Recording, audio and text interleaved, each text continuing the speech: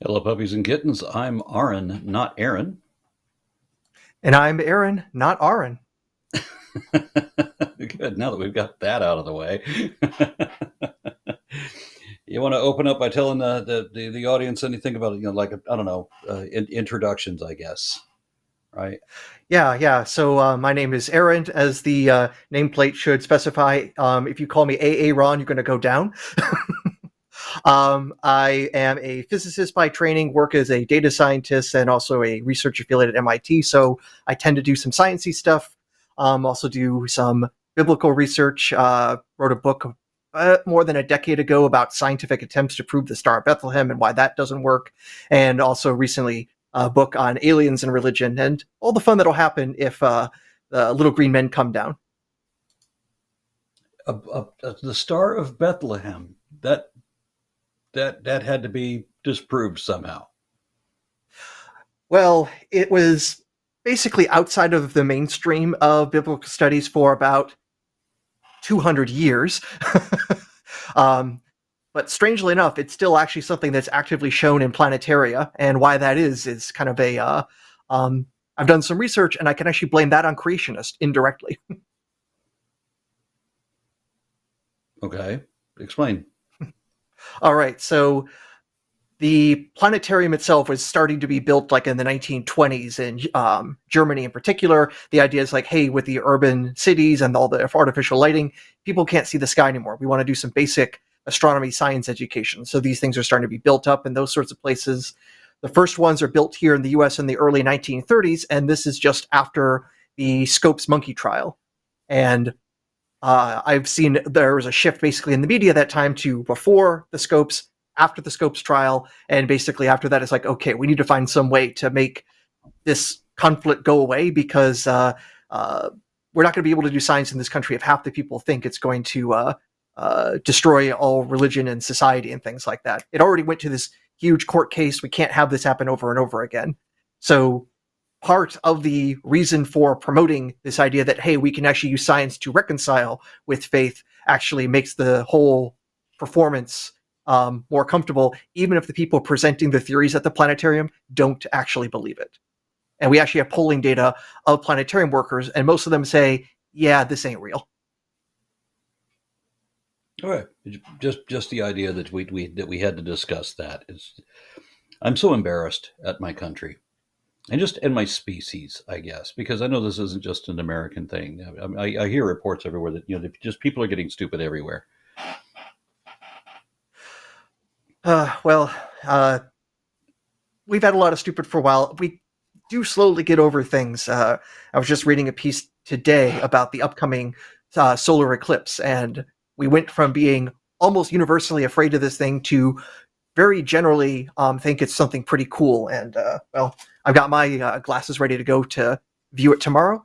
And fortunately, it looks like most people are not going to be doing blood sacrifice or anything to make the sun come back. Yeah, I was looking at the path of totality across the United States, and the cloud cover tomorrow kind of matches the path of totality, which is frustrating. But then when I did see an eclipse once before, and I had a pair of sunglasses like this, and that's not enough.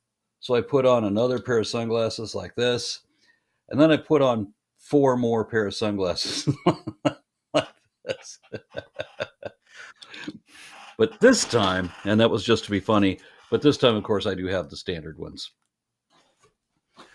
And I'm Yes, hoping and let's for a make bit of this a public. sunlight. We should probably make it a public service announcement. In general, do not look at the sun.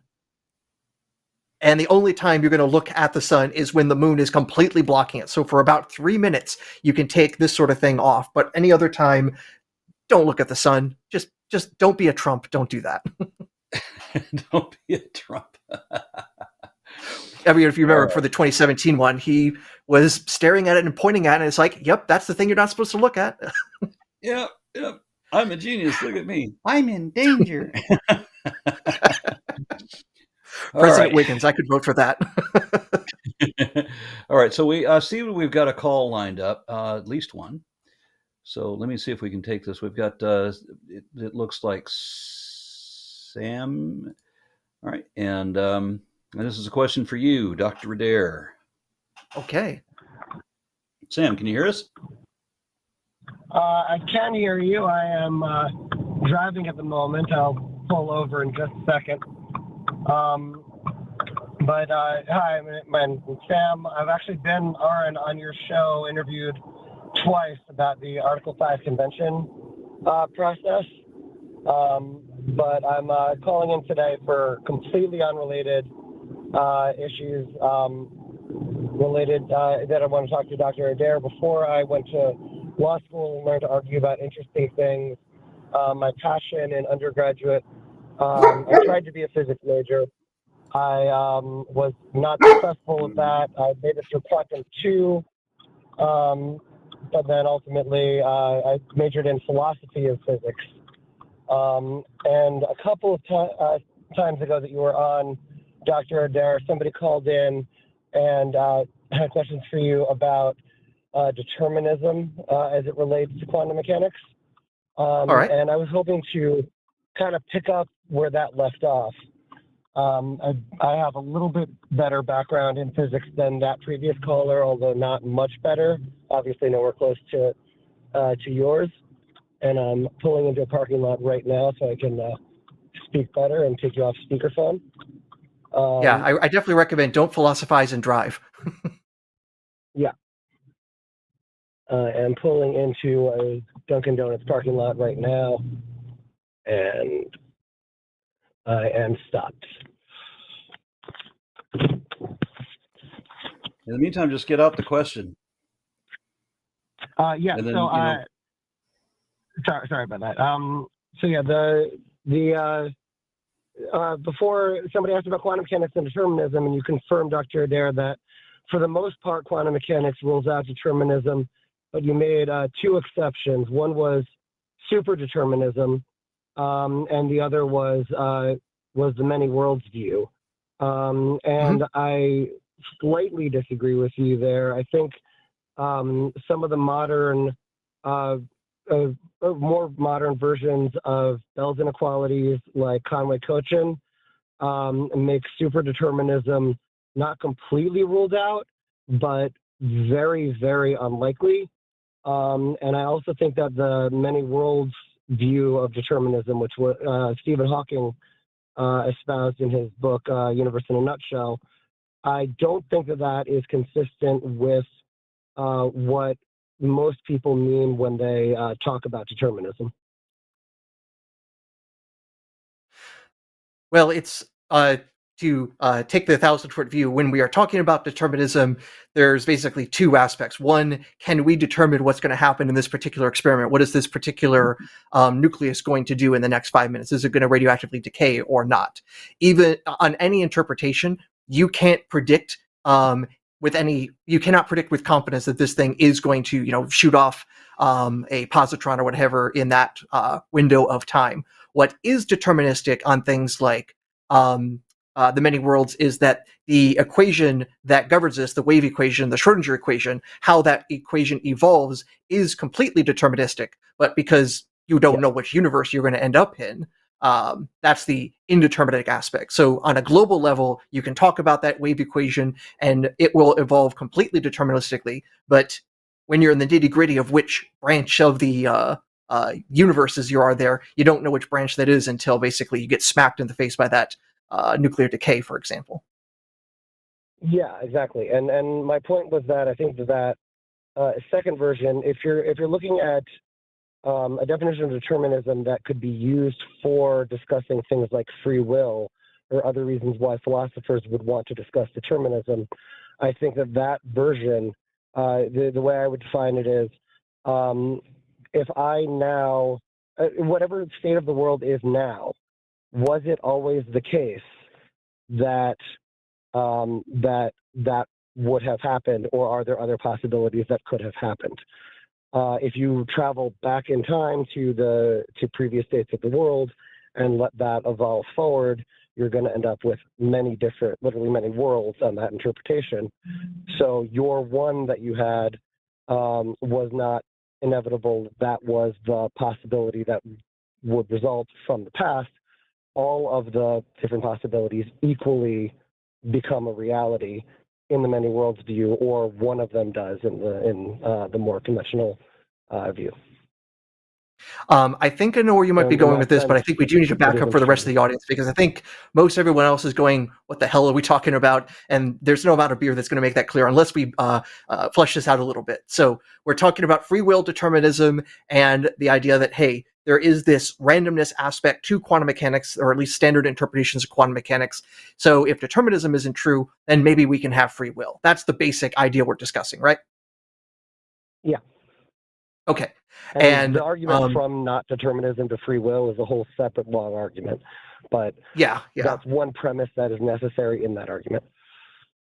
Right, yeah. So the idea is that, hey, and there are a few different ways we can also even define determinism, which is one of the reasons these sorts of debates can be such a head agonizing thing, because if literally it becomes the question of, can you define is?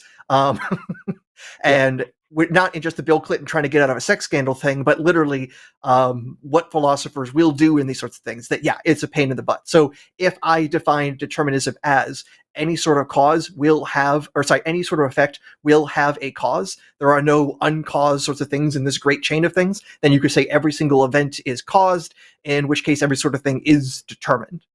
That could be a way of arguing that, even if you can't necessarily go from cause to what the exact effect will be, every effect will have had a cause. So it will have been determined by something in its past. So again, that depends on how you want to label determinism. And again, we have to be careful because Aron has the drill ready to go, and I want him to make it to the end of the stream.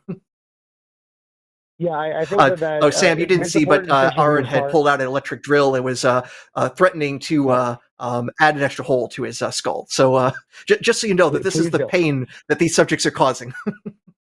I think the distinction that you made there really highlights the distinction between two types of indeterminism. That you have radical determinism, which I think is not the case, which is basically anything could happen, things that can happen that are uncaused. That does not seem to be the case. Although there's a lot of freedom in quantum mechanics for very, very unusual things to happen. I remember we did a problem in quantum mechanics that sounds like what Aron is ready to do. How many times would you have to bang your head against the wall before it would quantum tunnel through?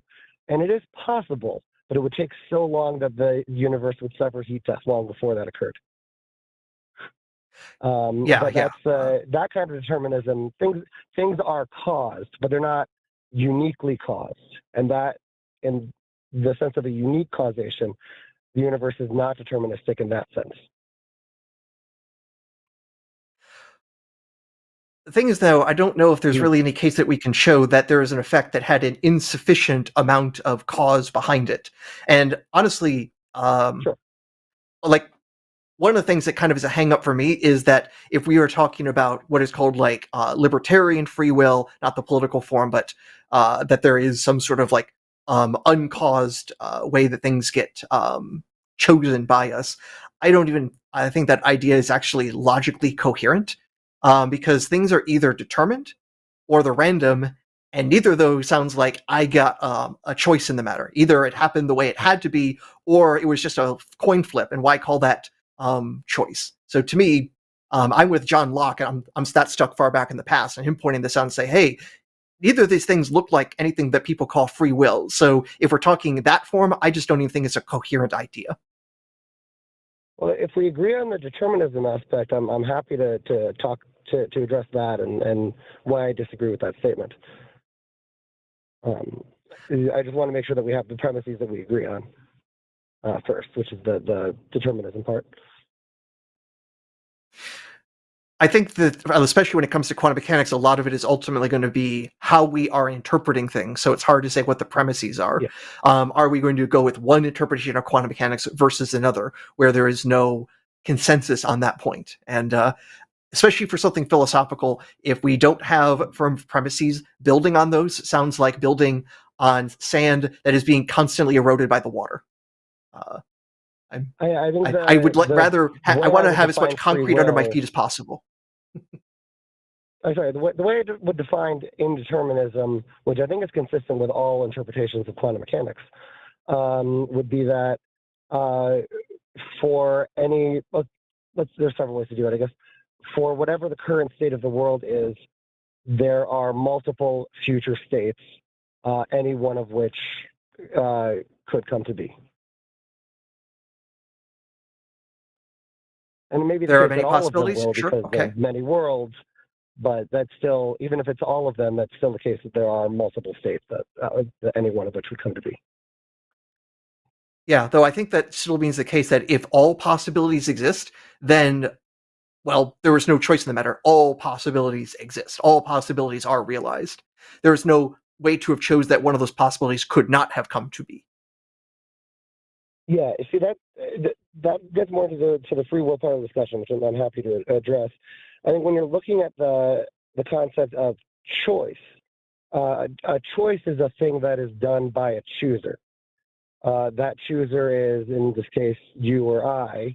You or I are systems that are made up of particles and processes, including quantum mechanical ones, including a chaotic system. That thing settles into a state. It's certainly the case that there's no little man in the machine. There's no homunculus that's making the choice for you. The choice is being made by you in the sense that this thing that is you is settling into a state, and then that further leads to future choices in terms of whichever choice you have made also impacts the likelihood of your next choice being more or less in line with that, as it strengthens pathways in the brain and that sort of thing. That sounds deterministic to me. No, it's not radical free will. It's less than, there are certainly people who advocate for free will, who advocate for a radical free will position, who I absolutely think are wrong. So it's very similar to a compatibilist view, but the key difference is that whatever future choices you end up making are not predetermined. And I think in the way we use the term free will, just in conversation, that is an important part of the definition. It may not be a huge essential difference in what's happening, whether we're determined or random, but I think that it doesn't make a good definition of free will if your definition is one that is predetermined, even if the randomness is not a huge part of what's actually happening. Okay. At this point, if we're talking about compatibilism, thank you so much. I will say that if we're going, because we're a bit free to choose our form of free will, just to be extra meta with how I'm putting this, but our definition of free will is itself kind of a loose variable that we can become compatibilist pretty easily. I would say I am a compatibilist in that I can talk about free will in the following way. I could give you the choice of giving me $100, or I could give you the choice of giving me $100 with me pointing a gun to your head. One of those we consider a free choice, and the other one is coerced. And because we can talk about those differences, we can talk about having free will in a good enough sense without metaphysical baggage. Yeah, I mean, that's a different sense of the word free will, and it's certainly one. True, and that's the only one I honestly care about. Yeah, well, I mean, understandably so. I personally, I find that this discussion of free will, the way that I'm presenting it, one thing I very much agree with Jimmy on about this is that it fundamentally doesn't matter, which is why I went to law school instead of grad school in philosophy, which I was seriously considering doing, and became an expert in something totally unrelated and not an expert in this. So the definition of free will that you put forward right there certainly matters a whole lot more. It's not the one I called in to ask about, though. True.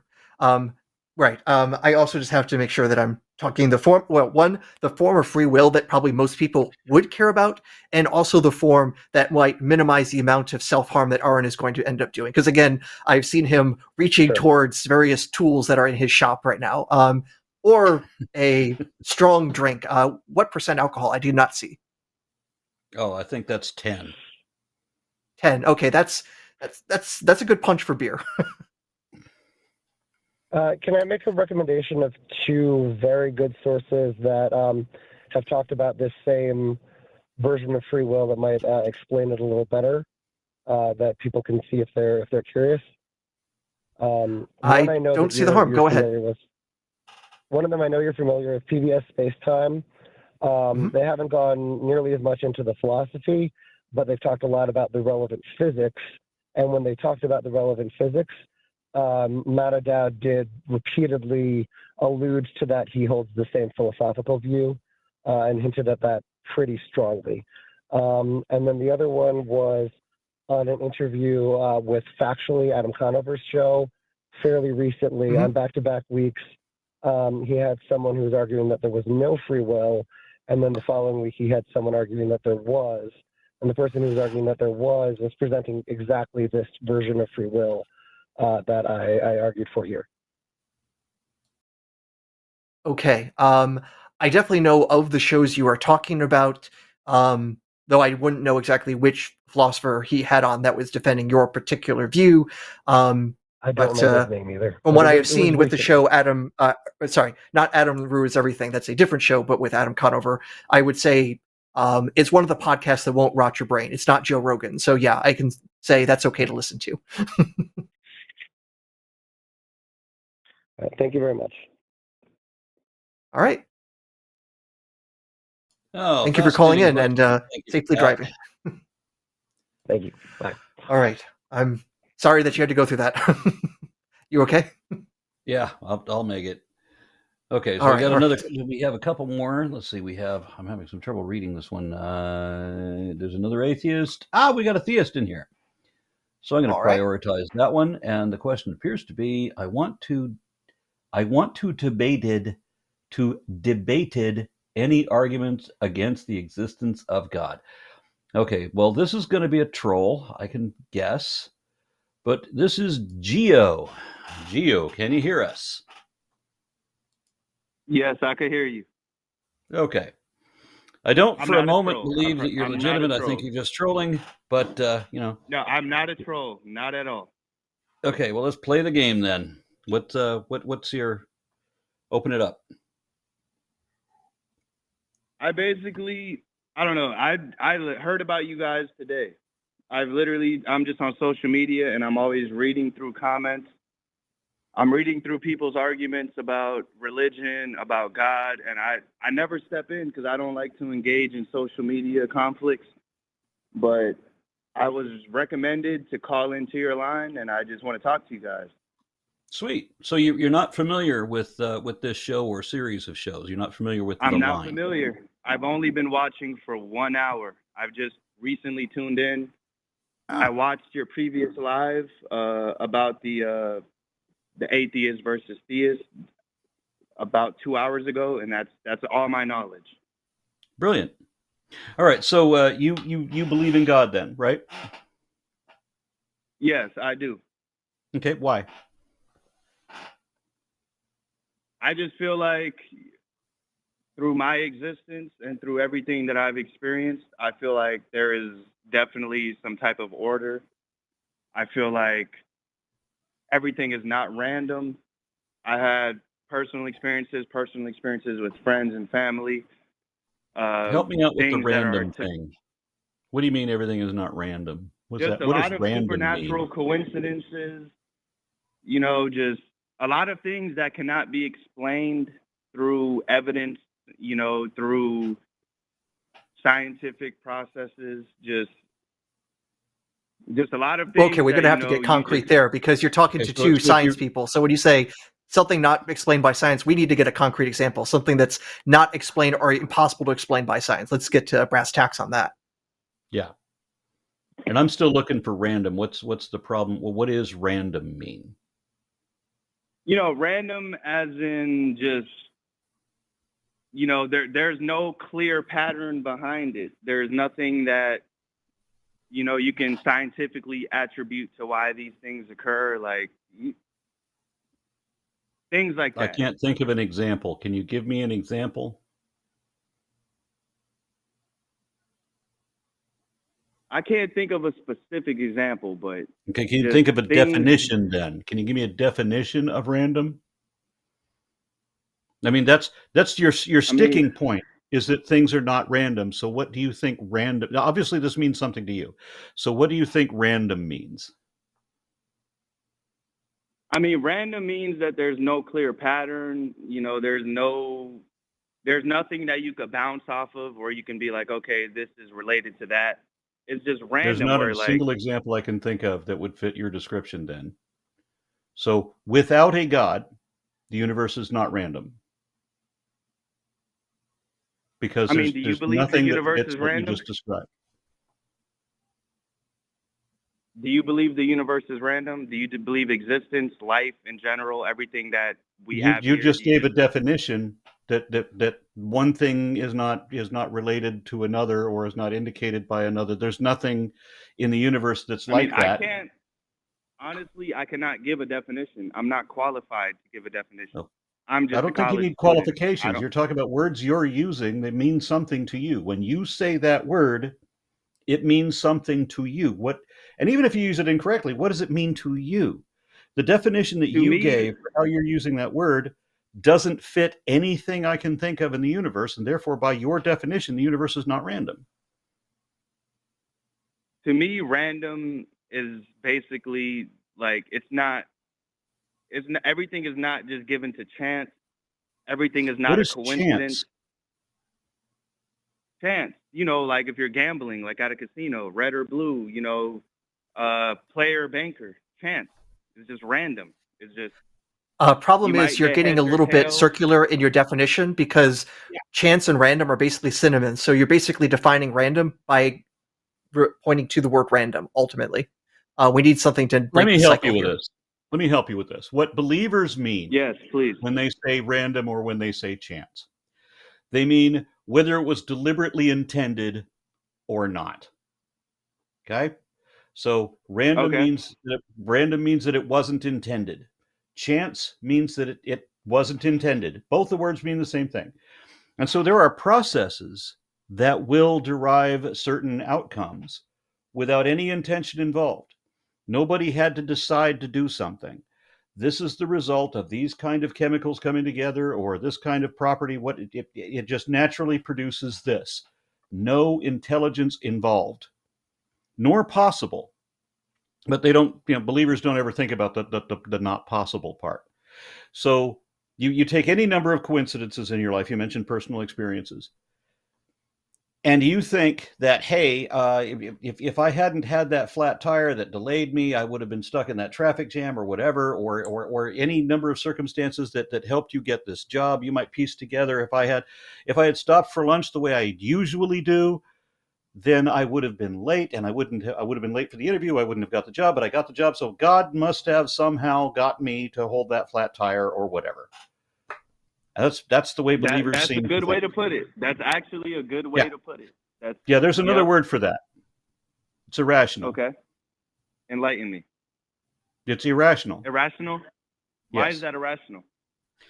There is no mechanism by which any being could orchestrate these events to control your will to cause you to do certain things at certain times that also coordinate and concord with everything else that everybody else is doing. So God has to manipulate everybody else's will all at the same time to cause gravity to work differently at different moments, just so that things can work out for you to have gotten that job.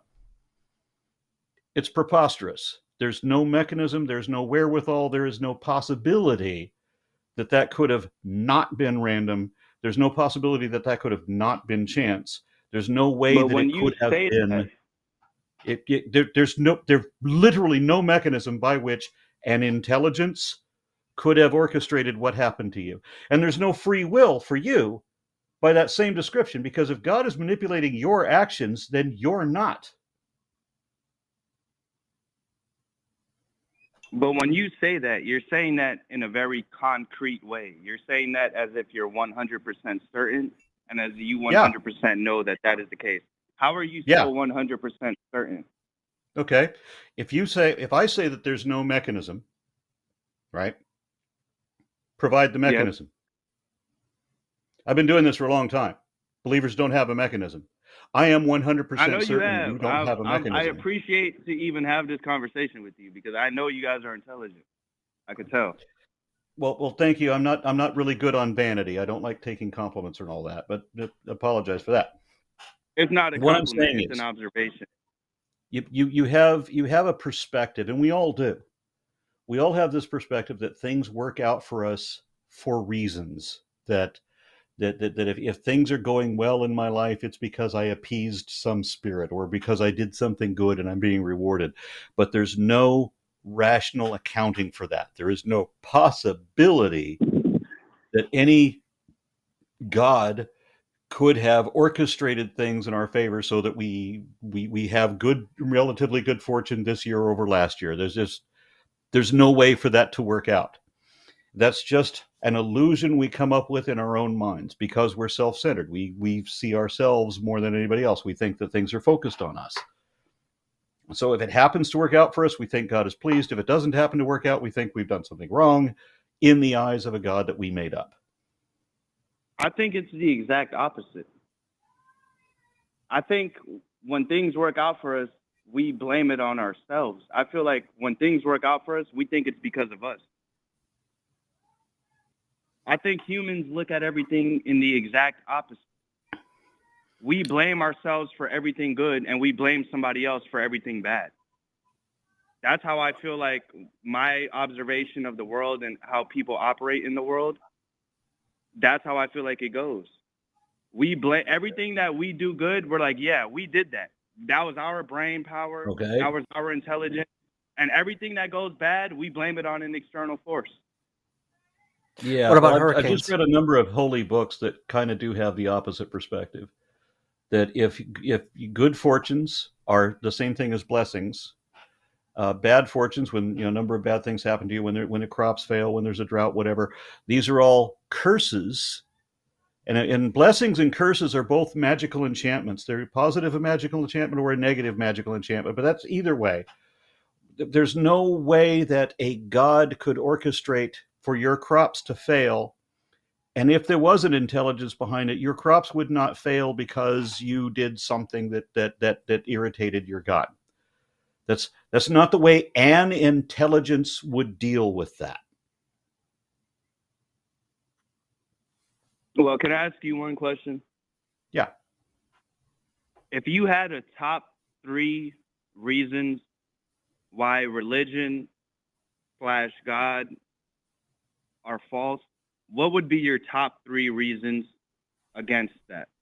Okay. 1, there is not even a possibility to the religious arguments. Not even that. There's no evidence for it. How so? There's literally no reason to believe it. Those are both the first reason. The next 2 is that every claim that any religion ever made not only contradicts all the other religions, but they all claim to be the absolute truth and the revealed word of the one true God, even though they can't agree on what the God is or what the God is saying. And they're all contradicting each other and they're all killing each other over it. You've got a half a dozen at least books that are making this claim, and they're all for different religions that all contradict each other, and every one of them has been proven wrong. We know that there was no Adam and Eve, genetically impossible. We know that the Garden of Eden is a metaphorical fable. We know it was an adaptation of earlier tropes from earlier fables from elder Mesopotamian polytheism with influences from Zoroastrian, Persian religions, and so on. We know all of this is made up. The problem I have is there's not just that there's no truth to it, nothing that any religion can show to be true, nothing that all religions together can show that there's even a there. But what you do have is chock-a-block full of lies for every religion, every one of them. No truth, nothing but lies across the board. So can we start with number 1? Number 1 is that there is no evidence. Can you describe to me and can you explain to me what your definition of evidence is? Yeah. Evidence is a body of facts. Those are objectively verifiable data, things we can both show to be true, that are positively indicative of and or exclusively concordant with one available position or hypothesis over any other.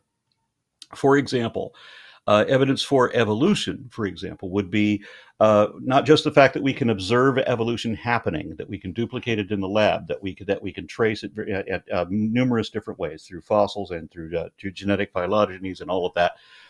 But then also that the fact that humans are classified both morphologically and genetically as apes. This is no accident. There's taxonomy has a great deal of detail involved in it. So these would be facts indicative of evolution. If facts for creationism, I have a fairy tale that was disproved that I want to make believe in. That's it. A disproven fairy tale. Can I ask you this? That's all. Can I ask you this?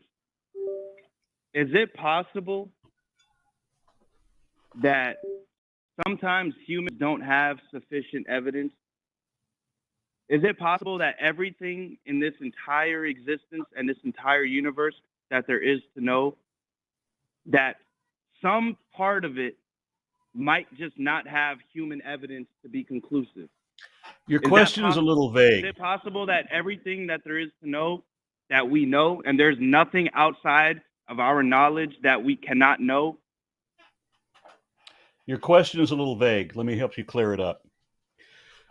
What scientists do is that we can't say that something is possible until or unless there is a precedent or parallel or verified phenomenon indicating that such possibility exists. Without that, it would be dishonest to say that something is possible. We know of too many things that are not possible. The problem is religious faith goes exactly the opposite direction and asserts baseless speculation as if it was absolute fact. You don't have sufficient evidence. You don't have good enough reason to say that something might be true. But here, the believer is not just saying that it might be true, it's saying that it is true. Now, my favorite quote from Abraham Lincoln was when he said that it is an established maxim in morals that he who makes an assertion without knowing whether it is true or false is guilty of falsehood, and the accidental truth of the assertion does not justify or excuse him. So you don't get to say whatever you want to believe and say that it's the truth and then tell me that I have to disprove it and it remains true until I disprove it. No, it's not true until you can show the truth of it. And until then, you're just lying. I 100% agree. I've had so many debates with a lot of religious people, and they talk as if they were there. They were there for the resurrection of Christ. They talk so, I don't know if I'm allowed to curse. I'm going to refrain, but they talk so confidently.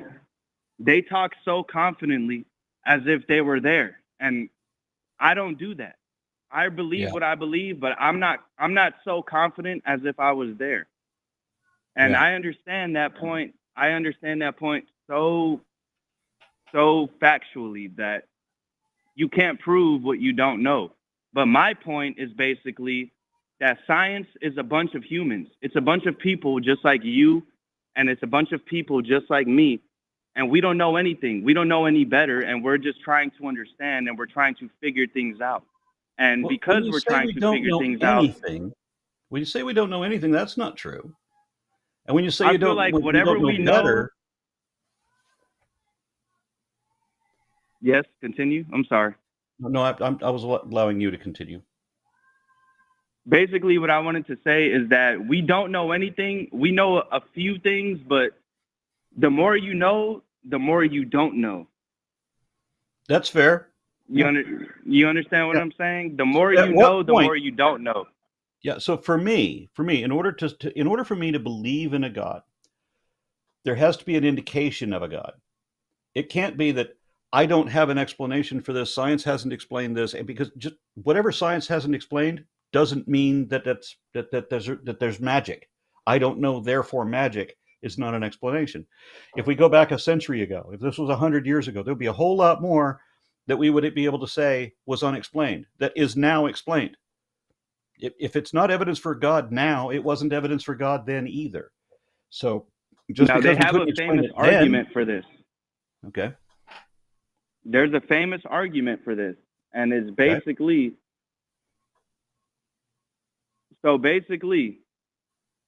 we might not have known then, we might not have known now.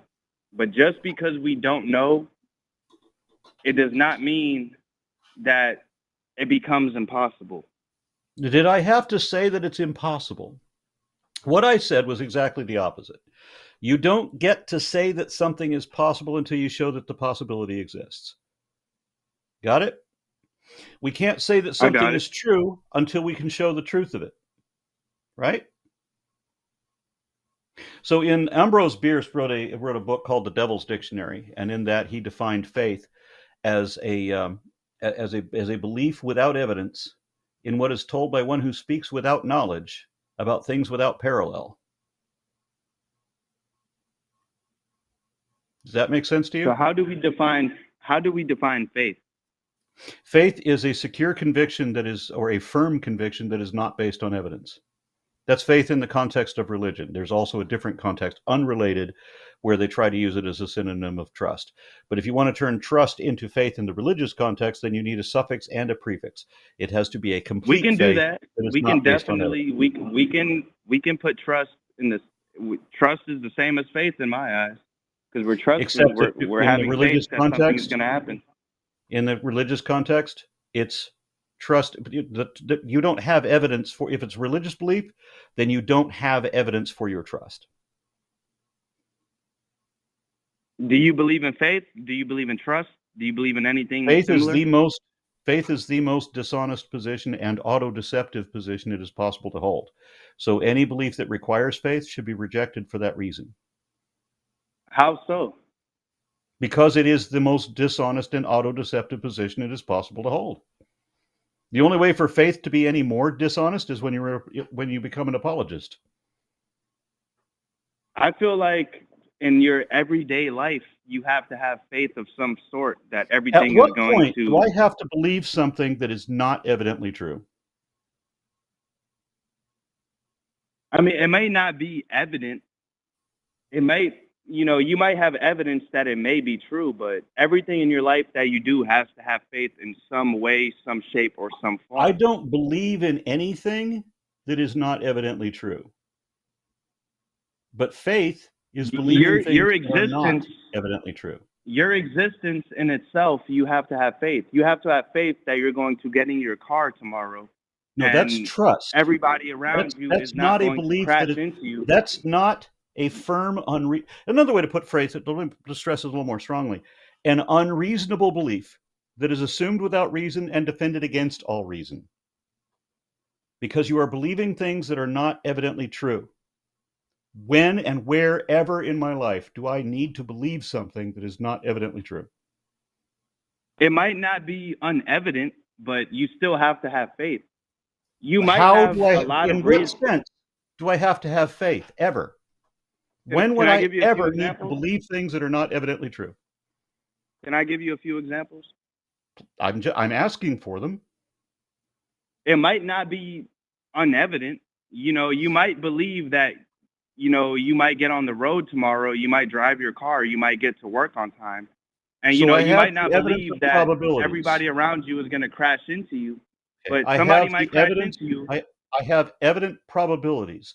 I do not have to believe something that is not evidently true. Ever. I understand that, but what is the definition of evidence? Again, do we have to repeat? No, I'm going back to troll now. I'm suspecting troll again.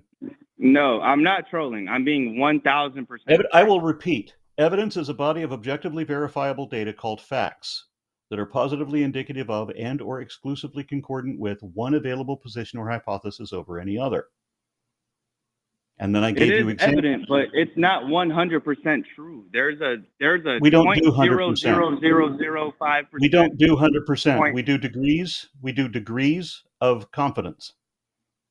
It's not science, fully. And we do that for the very reason, Gio, that you brought up earlier, that there could be something that we don't know that interferes things. That's why any good scientist with even absolutely buttloads of evidence, constant monitoring of things, different lines of evidence, will still speak probabilistically that such and such hypothesis is probably true or very strongly verified, but no one ever talks about proof.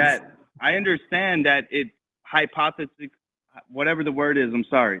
I understand that it's possibly true, but there's no 100% guarantee that you're going to get into your car tomorrow guarantees. and your car is not going to blow up. Okay. We don't do 100% guarantees. To that. Right. We don't. Gio, I think one thing though guarantees. is, so if you don't, when it comes also to this word faith, you rely on faith. No, Gio, no. Here's the thing. I think there's a big difference here. I do not ever have a single instance in my life where I need to believe something that is not evidently true. Ever. Every instance of your life is reliance on faith. You rely on your coworker not killing you today. Reliance on evidence is you not rely reliance on your co-host not killing you today. You're relying on you either believe something on faith, which means you don't have a reason for it, but you're going to believe it anyway, or you don't believe necessarily, but you are compelled that the probabilities of this evidence implies that this is most likely true. You are relying on the fact that you believe that your co-host is not going to kill you today. That's what you're relying on. You don't have no factual basis on that. You're relying on the fact that you think. No, Gio, if I may, I need to point. You know this is true. You're still using faith in the terms of trust, not in the context of religion. Faith is trust. It's the same thing. In the context of religion, the context of religion is trust in arguments that are not based on evidence, that will not be changed because of evidence. This is something you believe because of some authority, some assumption, something you want to make believe, but that is not evidently true. You can't cite any evidence for it. Nothing whatsoever that I hold to be true at all ever is based on faith. Everything is based on evidence. Whether I think that the airplane is going to crash, I believe in evident probabilities, statistics, and so forth. I'm taking a risk, but it's a slight risk. It's trust. But it's not a risk faith. nonetheless. It's still a risk. When there's no evidence for it, you can't cite a reason for it. There's no indication where this means that, but you're going to believe it anyway. That's faith. But at the end of the day, you're still taking the risk. Yeah. It's not faith. It's trust. Very different. If you're taking a risk, you're basically relying on faith. If you're taking a risk. No, I'm basically if it wasn't a risk, you wouldn't be relying on faith ever at all. Not in my life. No. Any belief that requires faith. So you're 1,000% sure that your co-host is not going to stab you tonight. That's statistically impossible, but it is a straight up fact. I do not believe anything, nothing at all that I don't have evidence to indicate. Zero. So you're 100% sure that your co-host is not going to stab you. I don't believe on faith. You're not 100%. You're lying to yourself. I am 100% true that I don't believe on faith. You're lying to yourself. You don't know anything. You don't know anybody. I'm going to butt in here for a minute, if I may. You, however, are. You're trying to project an indefensible position. You believe on faith. You have no evidence to show. You want to believe. You live on faith, whether you like it or not. You live on faith. Something that is not evidently true, and you have no entire defense for that. existence is based on faith. I'm Your sorry. own fault onto me to pretend as if I have your problem. I'm sorry. You literally believe that you understand 100% of your co-host's brain power, and you don't. You don't understand anything that they're thinking. You don't know nothing about them. I didn't ask. Okay, I think the co-host should put his hand up and say something then, if I may. Yes, because you may. Gio, when it comes to how we use this word faith, I'm going to point out, at least in the religious context, that word does not mean trust in the normal way. And for a simple fact, in science, there is no way you will ever find someone say they will take a leap of faith for some hypothesis or theory. Only in religion is there the idea of a leap of faith, of going against the probabilities and believing in spite of not being able to show the thing you believe in is actually probably true. Only in religion does this concept even exist. Can you please decipher to me what is the difference between faith and trust, so I can have a better understanding? You realize I've already done that for you twice? Twice. I don't realize that. Okay. Trust, in order to trust, you've got two contexts of faith. I explained this to you before. You have two contexts of faith. One is colloquial and one's religious. In the colloquial, it's just a synonym and it doesn't matter. We're talking about religious context here. In the religious context, trust has a prefix and a suffix. A faith is a complete trust that is not based on evidence. That's what it requires. So when you believe something and there is no evidence for it, but you're going to make believe anyway, that's faith. There is nothing I believe that I don't have evidence for. And yeah, I'm 100%, not 1,000 because that's impossible, but I am 100% on that one. Okay. So I was asking for your reasons why you believe in a God. And when I say reason, I'm hoping that there's going to be something like evidence, but I've learned in the last few decades of doing this that the evidence never comes up. My thing is that you have to understand, in this world, not everything has evidence. Evidence is implying that everybody has a reason to understand something, and by implying if you that, don't have a you're reason, then also you don't have an understanding, do you? By you're implying that, you're also implying that you are all-knowing, that you are omnipresent, that you know everything. I'm not remotely. Because if there is no evidence, there is no existence. The few things I know pretty well. Not 100%. No, you're implying that if I don't know this, then it doesn't exist. It cannot be true. That's your implication. No, that's not what I said. If that is your implication, if you don't have any evidence, you're also implying that you are God. No, I'm not. And you are definitely a troll, and I'm about to lose you, which is unfortunate because I'm not a troll. I'm being very, Why very are you saying things that are so stupid? What is stupid about what I'm saying? Explain it to me. What isn't stupid about everything you've said? Nothing. All you've done is try to project your own faults onto me. That's it. That's all you have done. You're using a troll. You're using the word troll to be your. That's like your fucking net. That's your protection. I'm not a troll. I'm being very honest here. I'm being very serious. What would I protect myself from? You're protecting your belief. The belief that holds your ego. I don't have a belief. You do have a belief. You're a theist. I don't have a belief. You're an atheist, actually. Yes, I don't have a belief. You do have a belief. I don't have a belief. You have a belief in science. I don't have a belief. You have a belief in science. I don't have a belief. How is that possible if you're an atheist? By not having a belief in God. That's what atheism means. It means without belief in God. But that's a belief in itself. No, not having a belief is not having a belief. It's a belief in not having a belief. That's stupid. No, it's not. If There's I don't believe stupid about that. It means it's not a belief that you're not ready for this because I've listened in. Everybody who comes into your show, they're stupid. They don't have any type of argument. And you're correct, and neither do you. Give me an argument. I do have an argument. That's why you're frustrated. That's why you're frustrated because I have an argument. Your own faults onto me. That's all you're doing. That's why you're a troll. I'm not projecting anything. I just want to help you understand. Projecting your faith. You have faith. You can't defend faith, so you've got to pretend that I have faith. You can't defend your beliefs. I can definitely defend faith. I can defend faith 1,000,001 ways. I can defend. You don't even know what it is. All night. You thought that faith was. I know what faith is. And you don't know what atheism is too, because you thought that was a belief. I don't know the scientific, because according to science, it's what humans know. You don't understand that sometimes you can know something that humans cannot know. We're not. That's a contradiction in itself, like instantly. What species are you? We're not the ultimate product. Humans are not the definitive answer. What species are you? I'm a human, but I understand that we're not the omnipresent, as a human, omnipotent forces. Can sometimes know things that humans can't know. I understand that we can't know everything. You don't understand that. As I explained, I've got a human cannot justify your belief on the definition of faith, wherein I explained that it is pretending to know things. This was a philosophy professor on the West Coast who said that faith is pretending to know things you don't know. You just proved that sometimes humans can know things humans can't know. I took philosophy in college, and guess what? My college professor was an atheist, and guess what?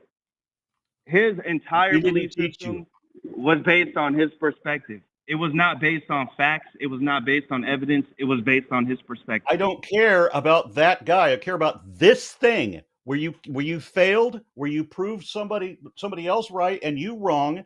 You're discrediting your own argument, and you don't realize it. Now, quit How did I trying to discredit? pretend. How did I discredit myself? Wait. Quit trying to pretend that I'm you.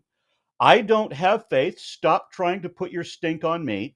I don't have a belief. Stop trying to put your stink on me. Clean up your I'm own not trying stink. to put anything on you. Explain I promise why you, sir. you have I'm a not belief. trying to put anything. Don't talk about me. I don't have a belief. Quit rubbing that shit on me. Now tell me why you believe. I'm not. I promise you. I promise you I'm Don't not. tell me I have faith, and don't tell me I have a belief, because those are both lies. I know you don't. You told me that. Thank you. Now, why do you believe? I believe based on my experiences, based on my existence on this earth, and based on my own intuition, my personal knowledge, everything that What I personal believe doesn't knowledge? have to be told to me. Everything that I believe give me doesn't an have to be example of your told to me. personal knowledge.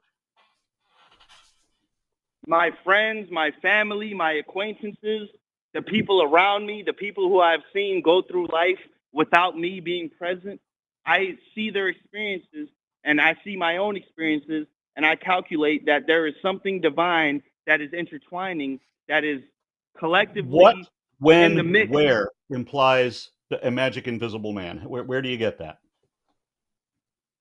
There is no when and where. That's what you got to figure that out. There is no when and where. You had personal knowledge that implies that there's a God.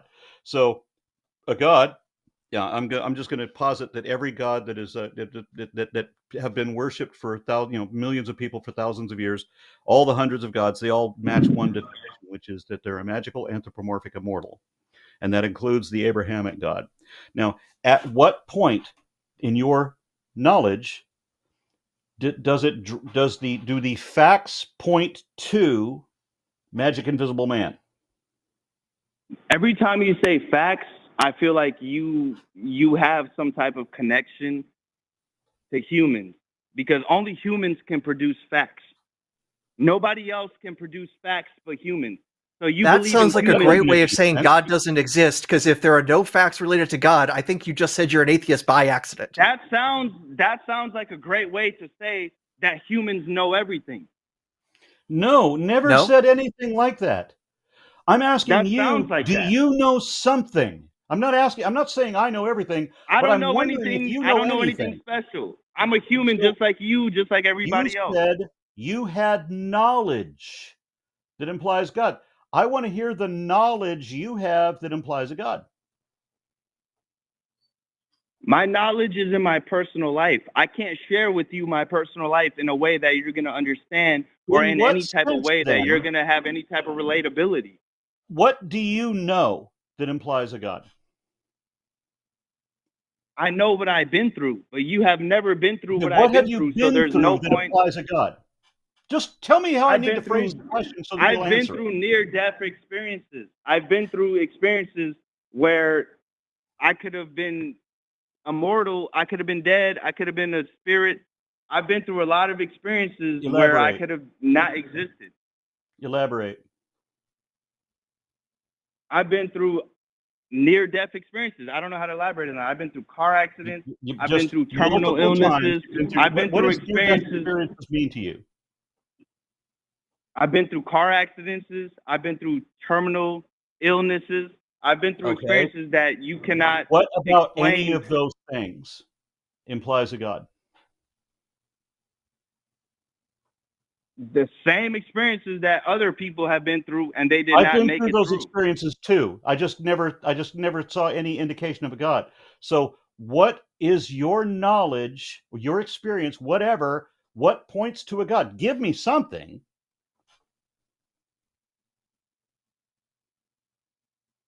There's nothing concrete. I could say that. Okay, so nothing. You've got nothing to imply a God. Could have saved us a lot of time. I have a lot of things, but nothing concrete. A lot of you're things, looking but for nothing concrete. you can give me now. Nothing. You're looking for concrete. We have a list of You're zero looking items. for concrete. Do you I'm not understand? looking You're for looking for concrete. I'm not looking concrete. for 100%. Can you give me 1%? You are. Can you give me 1%? Give me a thing, anything. If I gave you that implies a anything, God. if I gave you anything non-concrete, you would not accept it. I don't know what you mean by concrete. Can you tell me yourself why you don't believe in a God? Give me your top 3 reasons. I did already. Twice. You did not give me a top 3. I said there's no truth to it. I said all of the Holy Scriptures for all the different religions have all been disproved. And not only is there no truth to it, no evidence for it, but there's every religion is chock-a-block full of lies, and all of the Scriptures have been disproved. That's what I listed for you. So explain to me what has been disproven. Again, I'm repeating Explain. myself. I said that even evangelical Christians have admitted that Adam and Eve are genetically impossible. Historians and Bible scholars admit that the Exodus didn't happen, the global flood didn't happen, the Tower of Babel didn't happen, and Garden of Eden is a metaphorical fable based on elder polytheism from Mesopotamia and Persia. I did tell you these things before. Can I ask you this? Don't ask me if you can ask me. I'm sorry. I just want to ask if I can ask because I don't understand the rules. I'm new here. I'm brand new. Okay. I'm not aware of any rules. I just want to ask you. I don't know. YouTube channels usually have some type of rule set. They have something. I don't want to make this difficult. Just ask your question. I'm sorry. I just want to make sure I don't want to disobey anything. That's all. You don't have to obey. I just want to ask you. I just want to ask you. What is your top argument against religion? What makes you 100% say that this shit is bullshit? How many times do I need to repeat the same thing? Repeat it, please. Okay. No evidence for it. We could stop there. But unfortunately, I have a whole lot more. Humans don't have evidence for everything. That's not a reasonable Name something argument. we don't have evidence for. We don't have evidence for everything. Name something we don't have evidence for. Everything. We don't have evidence for everything? We don't have evidence for the Big Bang Theory. There's no evidence. That's theoretical. Well, there is actually there's microcosmic background radiation. You're going to want to take that back real fast. Were you there when the Earth began? There's galactic redshift. Those are two facts in evidence. Were you there? I asked you to give me an example for something we don't have evidence for. Were you there when the Earth began? Were you there? How could I not treat you as a troll right now? How? I'm being very serious and I'm being very genuine. I'm being very sincere. Very stupid question. All right, I'm going to test out something right now, if I may. If you were not there, you were not born on the day that the Big Bang occurred, you cannot talk about the Big Bang. You don't know about the Big Bang. You were not there for the Big Bang. Gio, here's what I'm going to say. It snowed last night. When you step outside, you notice that there are boot prints, cleated boot prints, unmistakable pattern. And they're walking through the fresh snow, and they go to your daughter's window. Interesting thing is, they don't walk away. What does that mean? Yes. There could have been snow prints. Yes. Snow prints? You got boot prints walking up to your daughter's window. Explain that. That could have been possible. I do not disagree. What is impossible? I don't understand what you're saying. I'm agreeing. There could have How are you definitely agreeing? been I don't snow understand prints. what you're saying. Which part are you not understanding? Do you accept that somebody walked up to your daughter's window? Okay, that's possible. Yes. Is it possible? Okay. What other possibilities exist when you see these cleated boot prints walking through the new fallen snow up to your daughter's window? It could have been a bear. A bear wearing cleated boots. A bear wearing Brahma boots from Walmart. At that time, who knows if I even knew what Walmart even was? Okay. Now you are officially a troll. It is too obvious. How am I a troll? I'm being very honest with you. No, you're not. That was a very dishonest answer. You're using troll. You're using troll to not I defend have your no argument. patience for people being dishonest with me. If You had a have, you're daughter using and trolls. you were You're in the using situation trolls that I to. just gave you, I gave you a hypothetical situation, you would know that someone walked up to your daughter's window. You didn't have to be there to Yes, see it. I would. You know it happened, right? You Yes. would know. And you wouldn't suspect that it was a bear. But even if it was a bear, you still know someone walked up to your daughter's window. Even if they were faked So footprints, you're even if saying that aliens it was a came down to human make that a walked up special to my implants daughter's window. if some Bigfoot hoaxer came up and made pleated boot prints up to your daughter's window, they still had to walk up to your daughter's window. One way or another, that happened. It's not a possibility. It's a certainty. You know it happened, even if you weren't there to see it.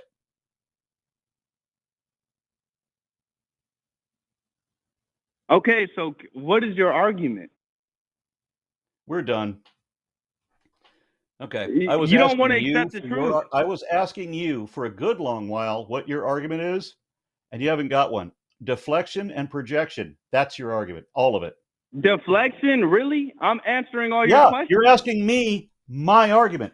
My whole issue was to ask you why you believe, and the answer to that is not what is my argument. I'm not a troll. Why do you keep saying I'm a troll? Because you're asking stupid questions and you're pushing everything on me. You have no sincerity in your argument at all. I'm about to drop you. No, I'm talking to you as a person who genuinely wants to understand. Bye-bye. Wait, bye-bye now. Good night. You're fake. You're fake. Okay. Next up, we have just an interesting name, Cloud, from North Carolina. And the question is the New World Translation reliable, and is NIV or NRSV better to study with? Cloud, can you hear me? You hear me? Cloud, you with us? Sorry. Wait, is it muted? Yeah, do you hear me? Yep. I hear you. Okay. You can hear me. Yeah. All right, Cloud, go ahead and give me your question if you like. Paraphrase it.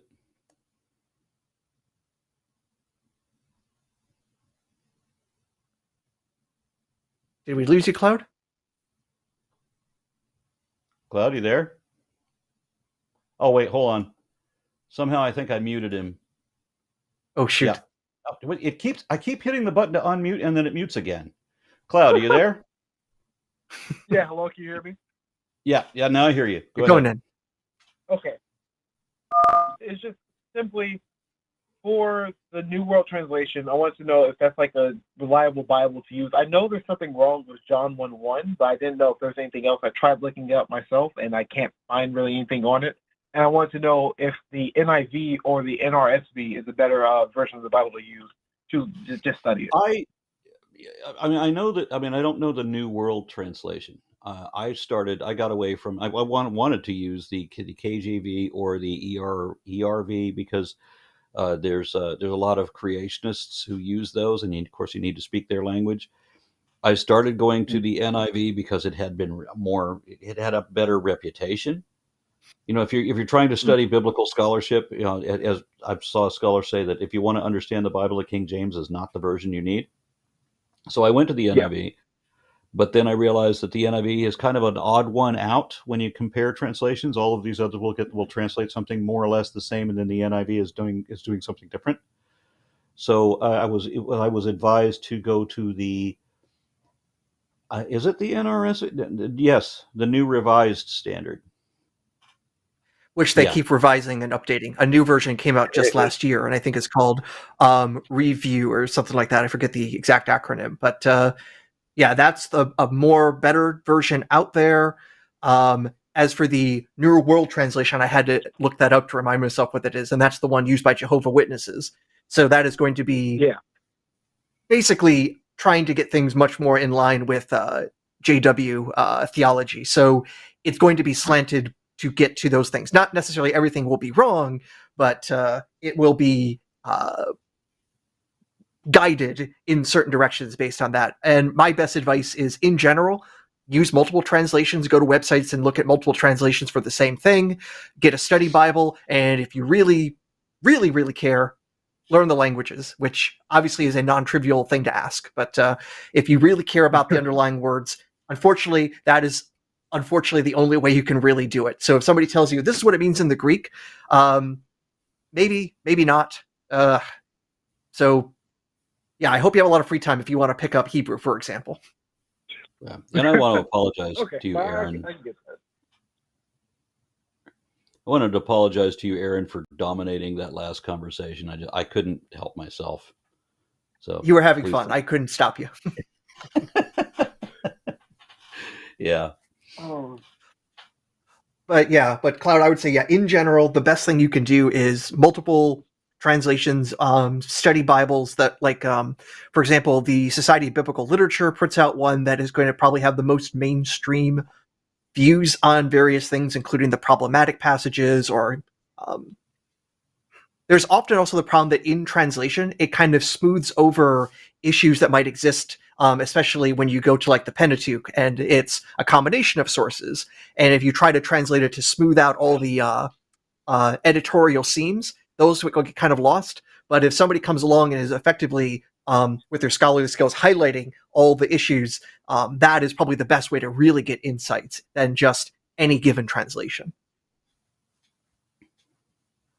okay. But I also Thank wonder you. what you mean by reliable, because that's a bucket of chuckles. I'm in the Reliable, lucky position. I guess by reliable I mean not so that it's like it's completely accurate to like the original like text, because I don't even think we have the original text, but more so what's more widely accepted as being kind of more so like the canon of like the more accepted canon. And I get like against around Christianity, that's also like hard to say what a bunch of Christians can agree on is the accepted canon of the Bible, which is something that like if I wanted to discuss it, I say this because I got into an argument with my mother, who is a Jehovah's Witness, and we were just talking about different things in the Bible. She kept pointing to verses, and I realized that some of my family are Baptists, some of them are Jehovah's Witnesses. I always realized that there's different passages that say different things, and the one that always stuck out to me is John 1:1, and I realized that's how Jehovah's Witnesses like justify their Unitarianism, right? Because they just straight up doctored that entire passage to make it seem like Jesus is not God or isn't implied to be God. And so I just wanted to know what would be a good version that like most people would be happy with that are Christians to use if I get something like this again. Most Christians. Problem is, most of those translations that will pop out from different organizations will be because they have some sort of theological axe to grind. And of course, when it comes to what is a good translation, there's an argument about what even that means, because if you try like being hyper literal to the underlying wording, it comes out like really weird and stilted, and you don't even know what the hell you just wrote down when you translated it that way. That's one of the reasons the King James Version is just so freaking hard to understand. And apparently, it was even hard to understand when it was first published in the 17th century, because it was based on, at that time, 100-year-old English translation, which was trying to be like hyper literal with the Hebrew. So take someone being hyper literal with the Hebrew, make this the translation of English with century-old English, and then keep that book around for another 400 years. No wonder no one understands what the heck it's talking about. I actually didn't know that about you the also King have the James issue that there's all the various translation issues, in that there's also different manuscripts. Some Bibles will also have footnotes to say, hey, there's uncertainty about what the original version of this verse was, or this verse was actually a later addition. And you've seen many a Christian will go on TikTok and say, hey, they're taking verses in my Bible, when it's really like, no, we're just finding out all the things that somebody had slapped in at one point, and now we're highlighting and removing those verses that were edited in at a later time.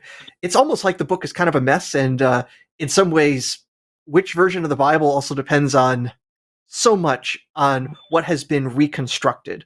There is no like autographs of any of these old books. These are ultimately reconstructions. I mean, reconstructions based on the best methods we have, but they are fundamentally what we cobble together, and we think it looked kind of like this at the time of whether it be the Nicene Council or mid-2nd century, or at the time when the Hebrew Bible was translated into Greek for the first time in the 3rd century BC.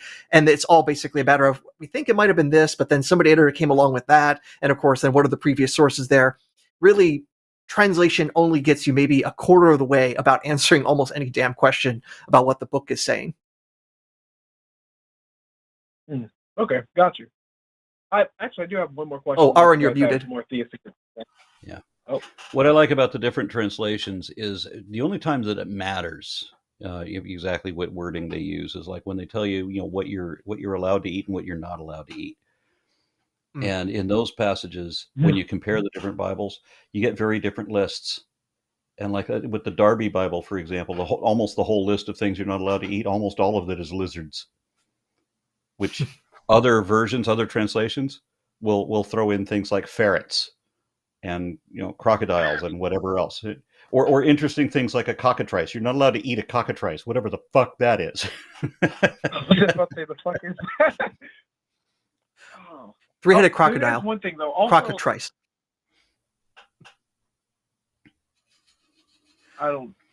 Wait. Is that a thing? Is that like a? I know that in some translations of the Bible, like unicorn, it seems like a literal thing. Are there some that a cockatrice is also a real thing? By some translations, cockatrice can be interpreted as a cobra, but not necessarily always. Yeah.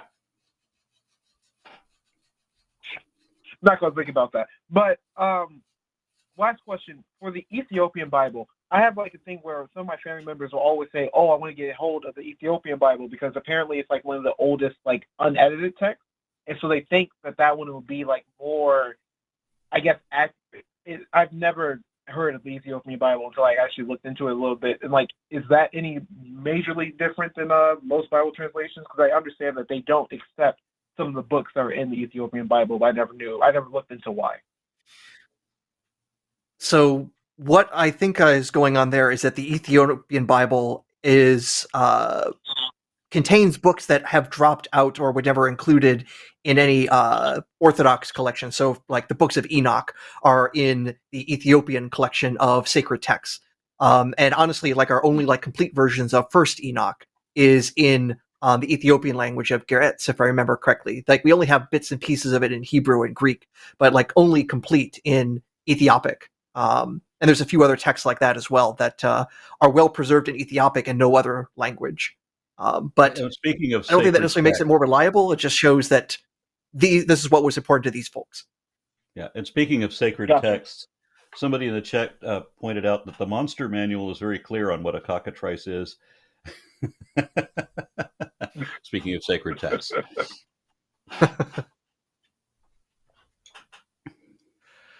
All right, but I think you guys definitely answered my questions. That was it. Thank you. All right, my pleasure. All right, then we're going to move on to, let me see, back to the screen. Thank you. We got one more. All right, and this is a theist. Good deal. Oh no. Right. Oh no, the topic though. Oh my gosh, this is going to be awful. Richard, can you hear us, Richard? How you doing? It's all right. Aron, this is going to be for you. And I'm just going to... All right. I'm just going to put another hole in my head. Okay, Richard, what do you want to chat about? Well, I do appreciate you guys suffering through me. I really do. So it means a lot.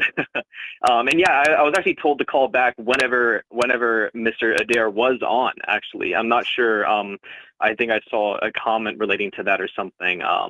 But that might be a good idea. So I decided to give it a shot. But I was actually on last time talking about like Platonic idealism and all that stuff. But I think I spat out too many words and jargon to made it confusing. So I just want to like keep things basic and ask you guys a few questions about your like skepticism and stuff like that, if that's okay.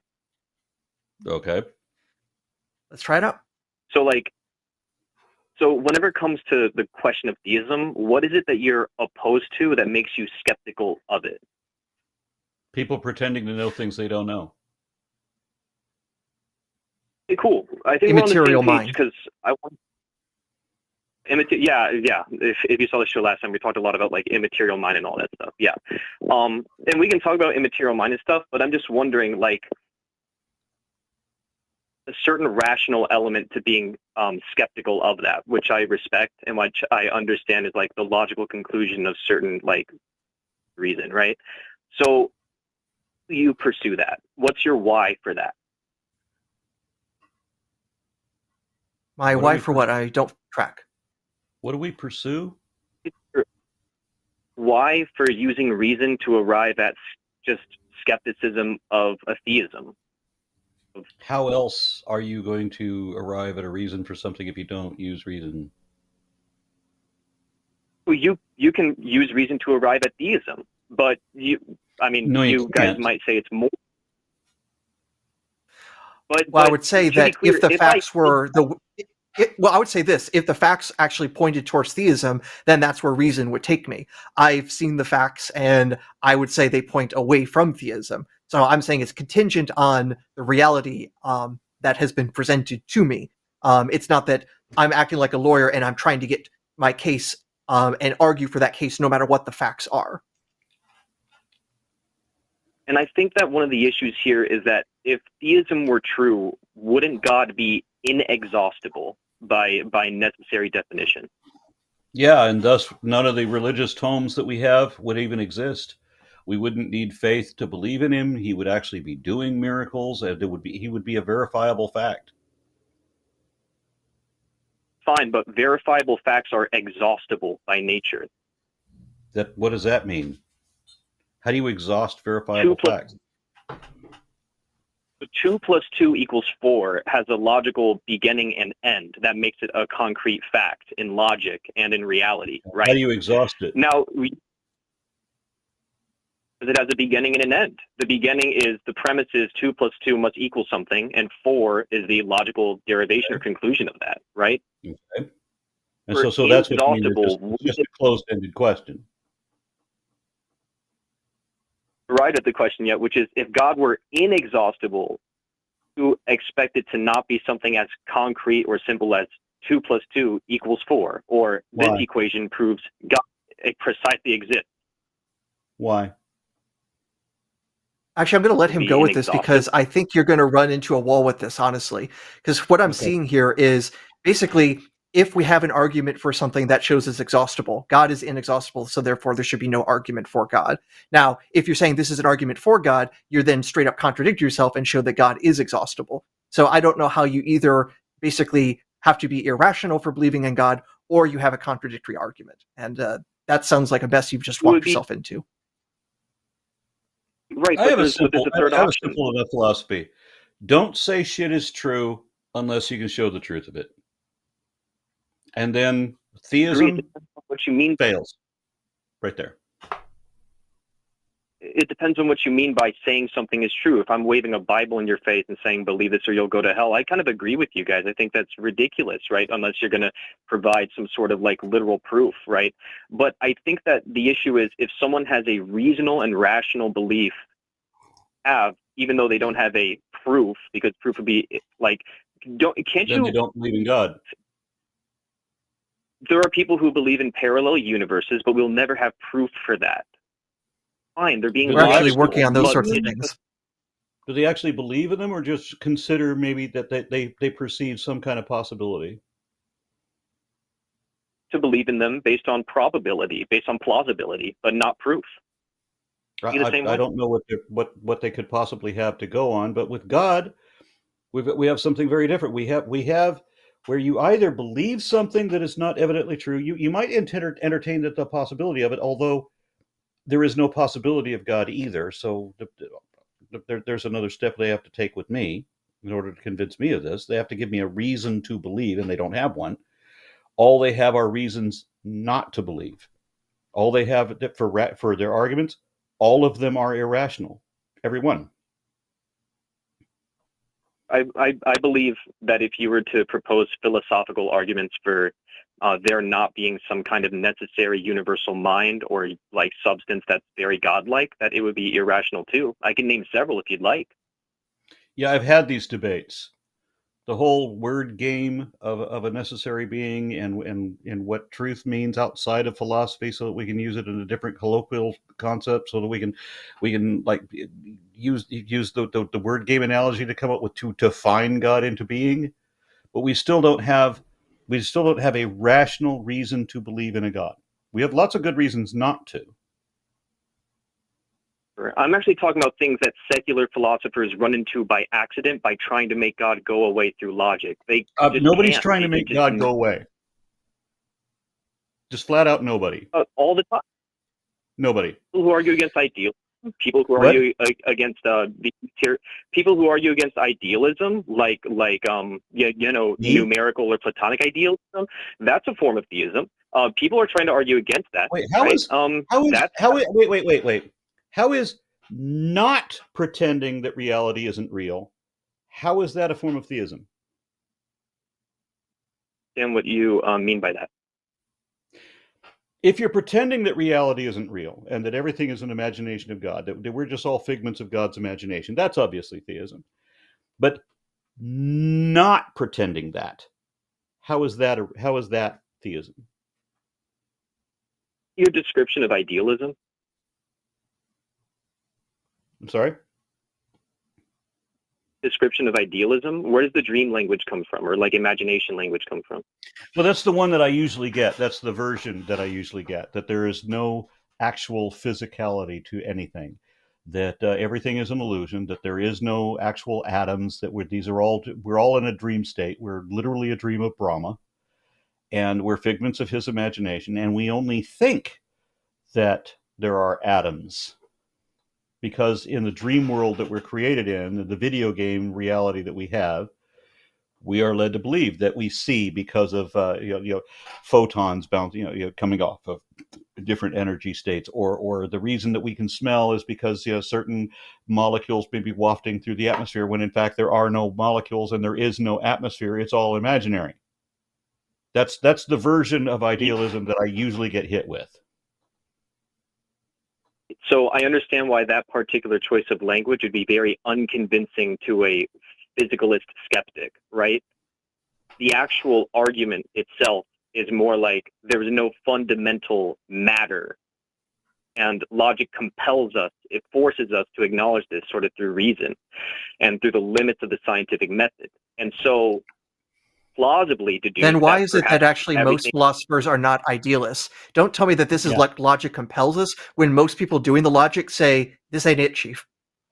Yeah, I got to tell you that I'm kind of lazy on philosophy, because it's just navel gazing for the most part, and I see it so grossly abused.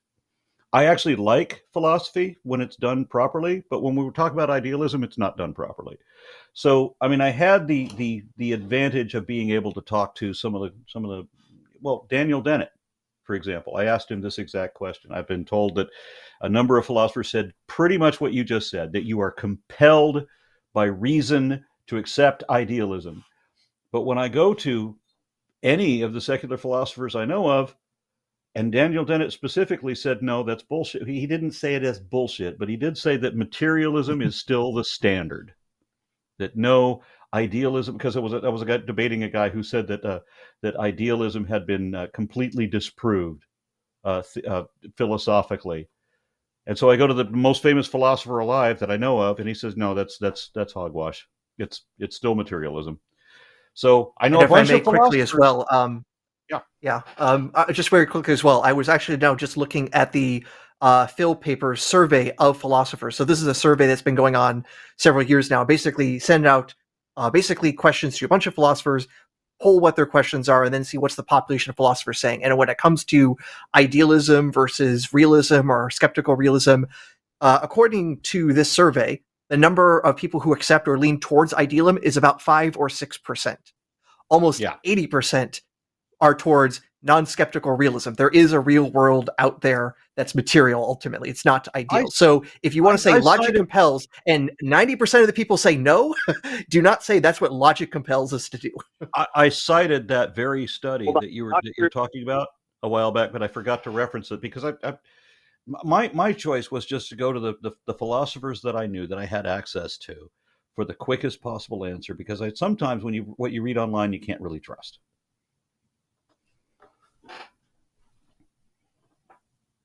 Okay, can I respond now? Of course. Because I'm actually well aware of the source you're citing, Aaron Adair, because there's two Aarons. Mr. Adair. No, there are not two Aarons.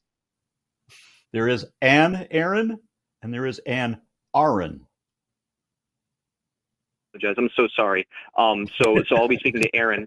Aaron, I am aware of the study that you're talking about. There are two other recent ones. I'm not sure what year you're pulling from, but the two other most recent ones I found had. One I was thinking of, I think, was from like 2018 or something, which was upwards of 48%, and then one before that in 2009 actually had a majority of philosophers being idealists, around 58% or something like that. So if this is wait, you're really saying the field actually shifted from vast majority say no to majority said yes in a few years? Maybe that should also tell you that, hey, if you really think the field is fluctuating that much, then you can't say, well, logic compels. It's like, no, apparently logic is like the waves. It goes up and it goes down. Even less reason to take your position based on either authority or say this was what logic compels. It's like, no, apparently it's taste, according to what you're telling me. Yeah. So I'm not sure if just 1 year of it being a very slight minority is enough to convince me. I'm not saying, according to what I'm reading, it's not that it's a slight minority, it's a minuscule minority, the idealism position. And if you're saying that actually a few years ago it was the majority, then I'm just like, holy shit, either these surveys are useless, philosophers change their minds so much they can't be trusted, or you're mistaken. I think those are really the only three options. Yeah. And real quick, I never said that the word majority did not enter into this conversation until you guys brought it up. You said more than 50%, that's a majority.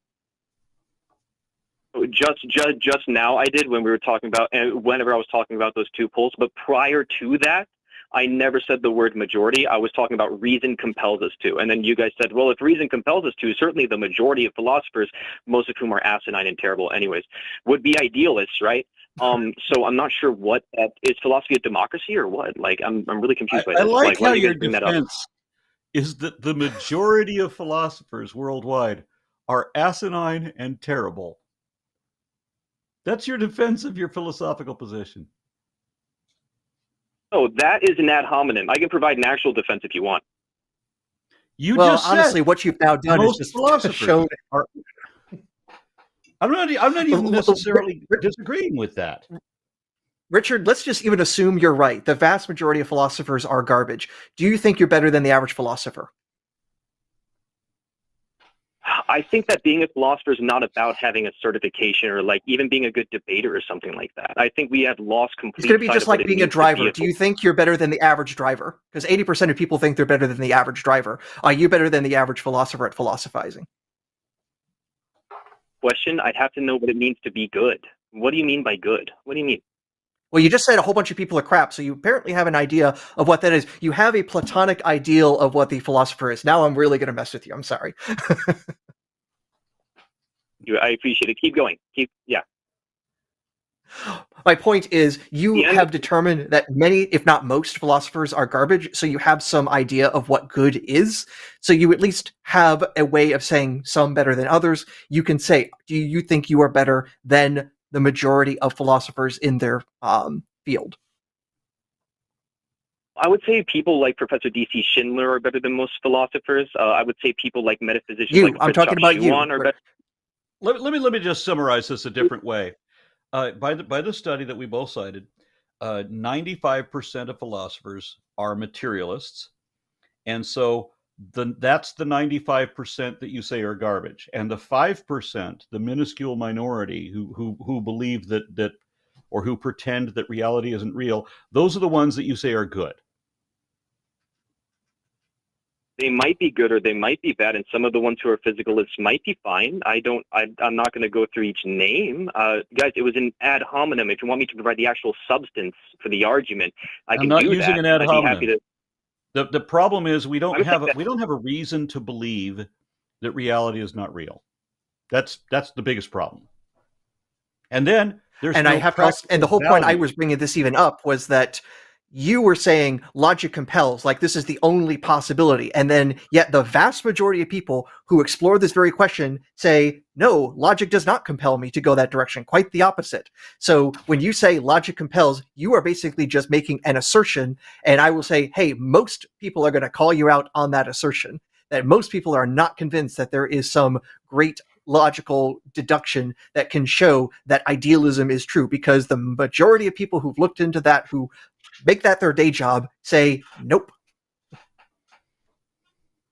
And this is Not the not an concern that argument Aron- from authority. This is basically saying you cannot just claim that yours is clearly, obviously going to compel everyone if most people who come across it basically say, stop wasting my time.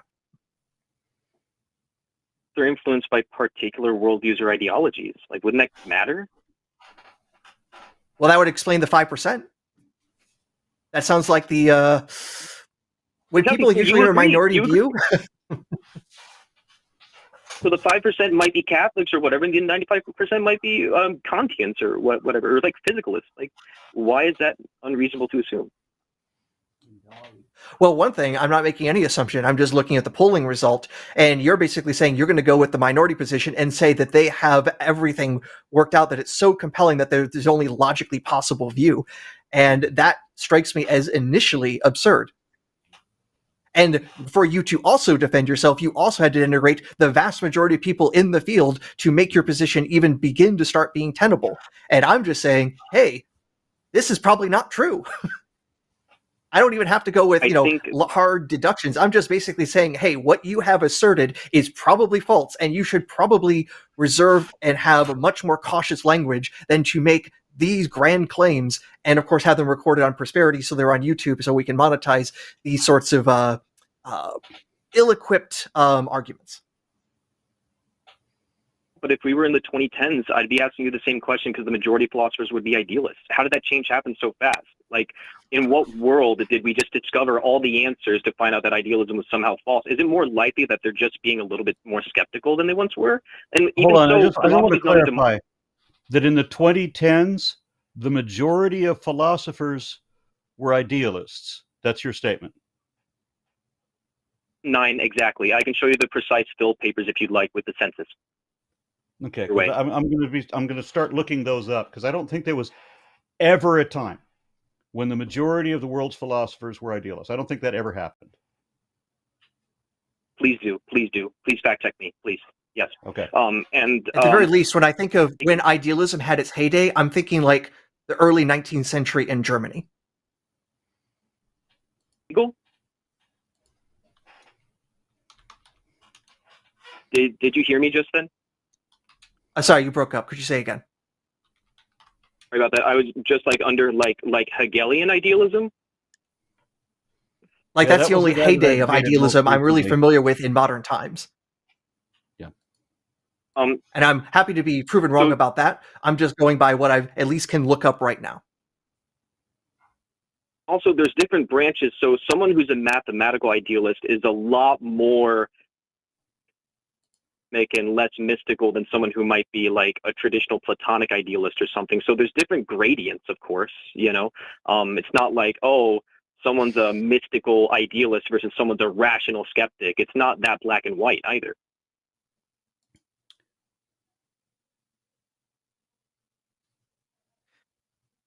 Like I wanted to get to the point of I'm now trying to figure out where you're trying to go with this because I feel like we've gone around in a few circles. So let's just stick with a concrete argument.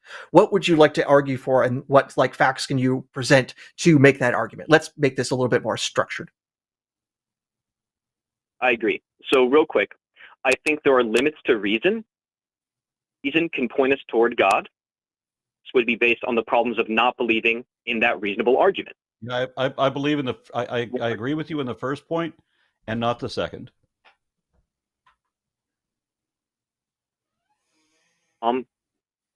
Here's one that I like. It is a Platonic ideal argument, right? It's one about forms. A lot of people misunderstand forms. They think it's like the bookish book or the chariot's chair or whatever. That's not that. Just scratch that out of your head, right? So be some sort of fundamental information allows a thing to be the way that it is, right? And so I don't even know what that means. In fact, you've now made it so abstract. And the thing is, every example I've seen of information, and I work like in data science, computer science. So when I see information, I see stuff. I see as abstracting about stuff, but it's ultimately stuff I'm looking at, not Platonic forms. When I run my computer, it is not running Platonic forms. It's running electrons running through semiconductors to be treated as bits, which we call zeros and ones. But it's all just a bunch of electrons bouncing around in very carefully made semiconductors. I have a number of So, questions, if you don't mind. Can I? please do. Yeah, go ahead. All right. So you're a theist, right? You believe in a God?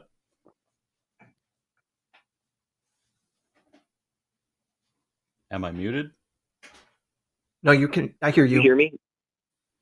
I didn't hear you. It just No. did. You are I a said yes. theist. Okay, you said yes. Okay. Which God? Which version of God? I'm Describe a your God. polytheist. You're a polytheist. Fascinating. You gave me an right. interesting answer. I'm interested to hear more. Polytheism is the only logical conclusion, actually, because we're number, that would make God truly transcendent and apophatic. If God were one of something, what is he something of? Any sense? Cosmos. Polytheism implies that.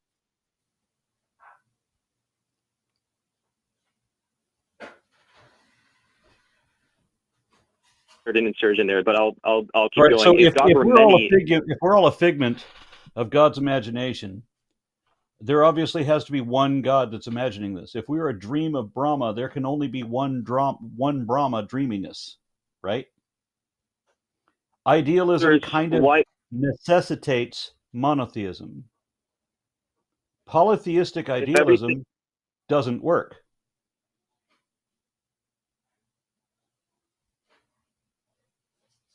Talking as someone who used to believe this exact line of logic, but why? Why not?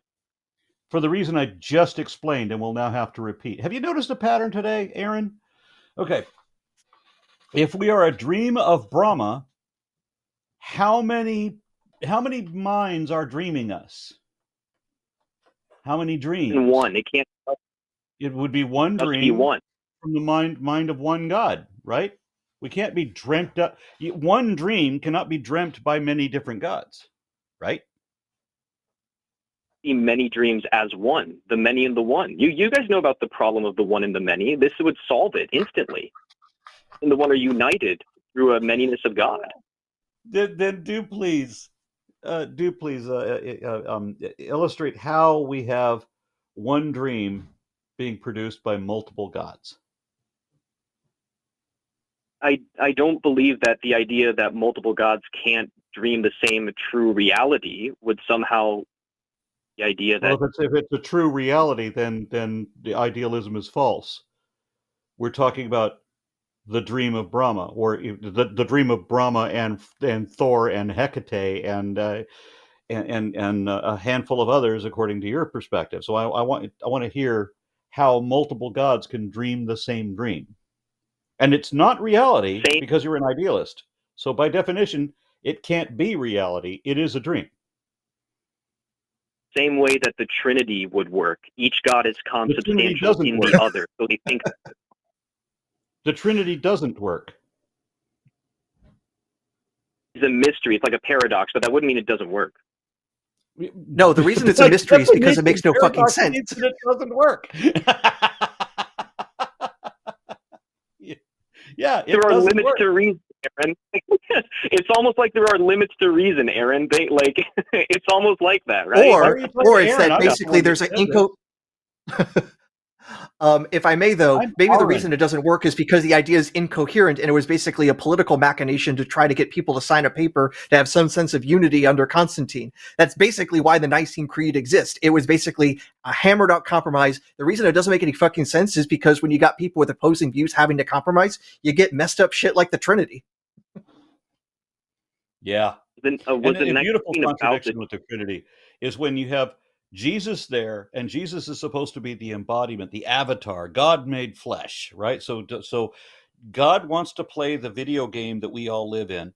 God lives outside of this reality. We're all stuck in this TV set that we are the video game that he's playing. And so God creates the character, Jesus, to play himself, right? So Jesus then, the avatar, the player character, would of course know everything that God knows because he's the player character in the game. But Jesus always only ever says that God is someone else, somewhere else, who knows things that Jesus doesn't know, which means that Jesus is not an avatar of God in the game. And so I think it's in Matthew, where you have Jesus being baptized by John the Baptist, and then God shows up, not Jesus, but God, Jehovah now. This is my son in whom I am very proud, right? And he's speaking to the Jews about Jesus, and Jesus is standing right there. How often do you see God and Jesus in the same room, except in Mormonism? And then once Jesus is baptized, then the Holy Ghost, who is also supposed to be Jesus and God, shows up to lead Jesus to some place that Jesus doesn't already know. That's not possible. That's not a Trinity. That's a Trimurti, which is adapted from Hinduism. Rama, Brahma, or Shiva, Brahma, Vishnu. So you have three separate characters all involved in one Godhead.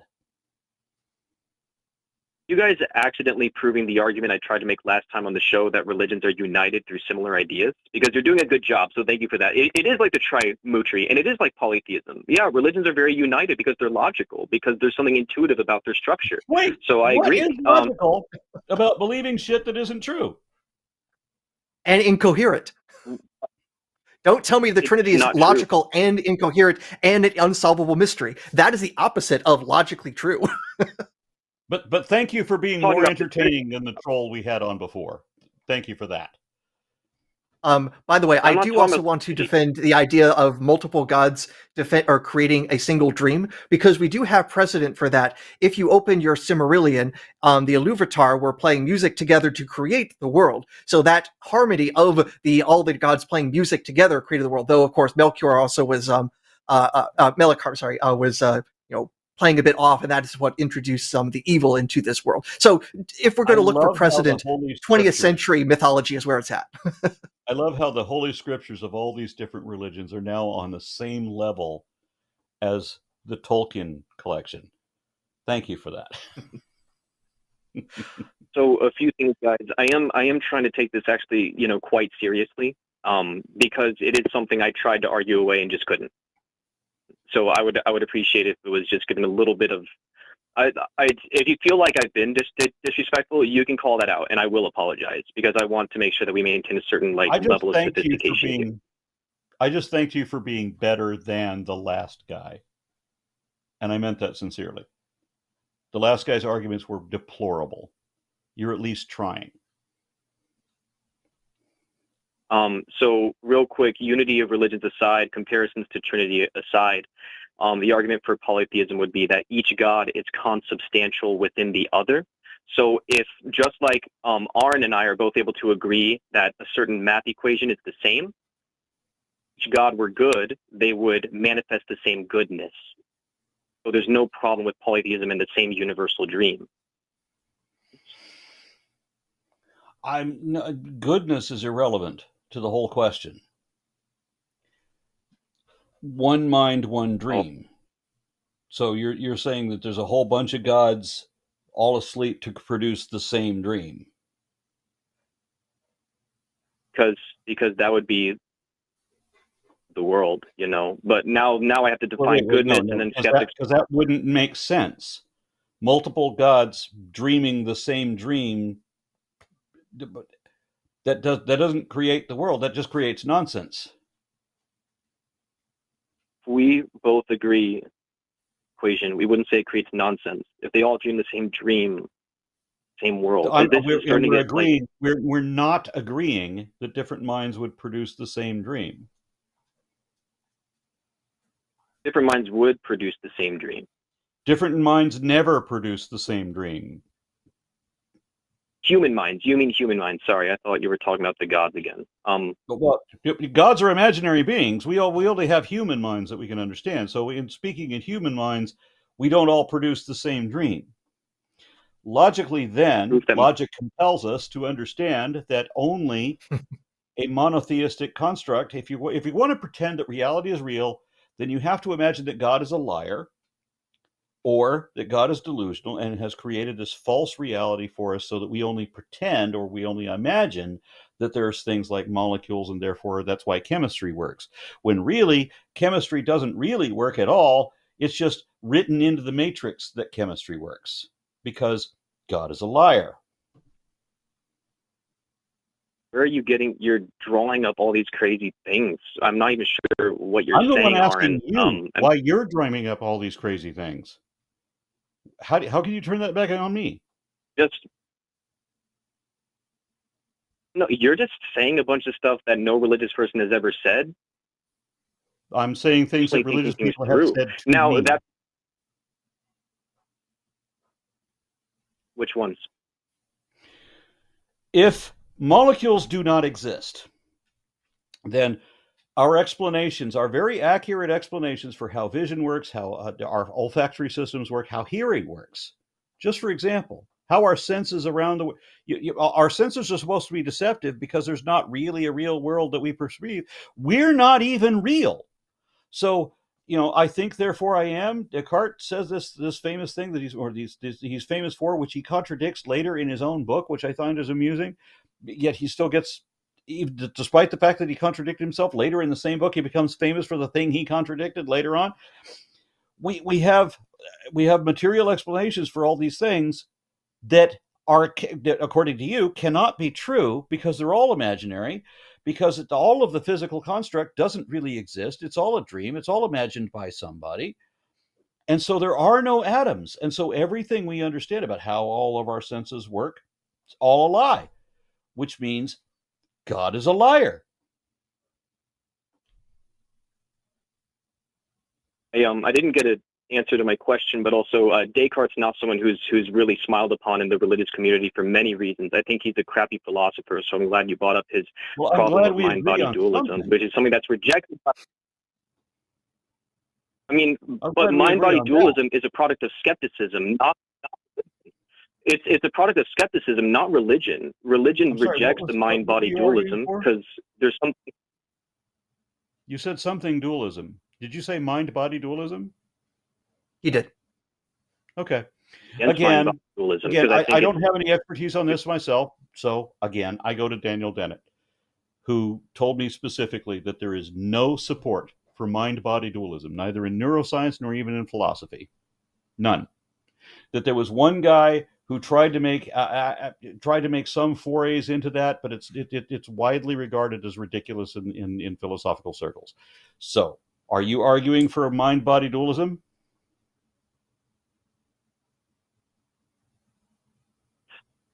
It's considered one of the biggest problems in philosophical history, bar none. So I'm not sure what kind of Kool-Aid Daniel's been drinking, but he needs to stop quick. How is it a big problem?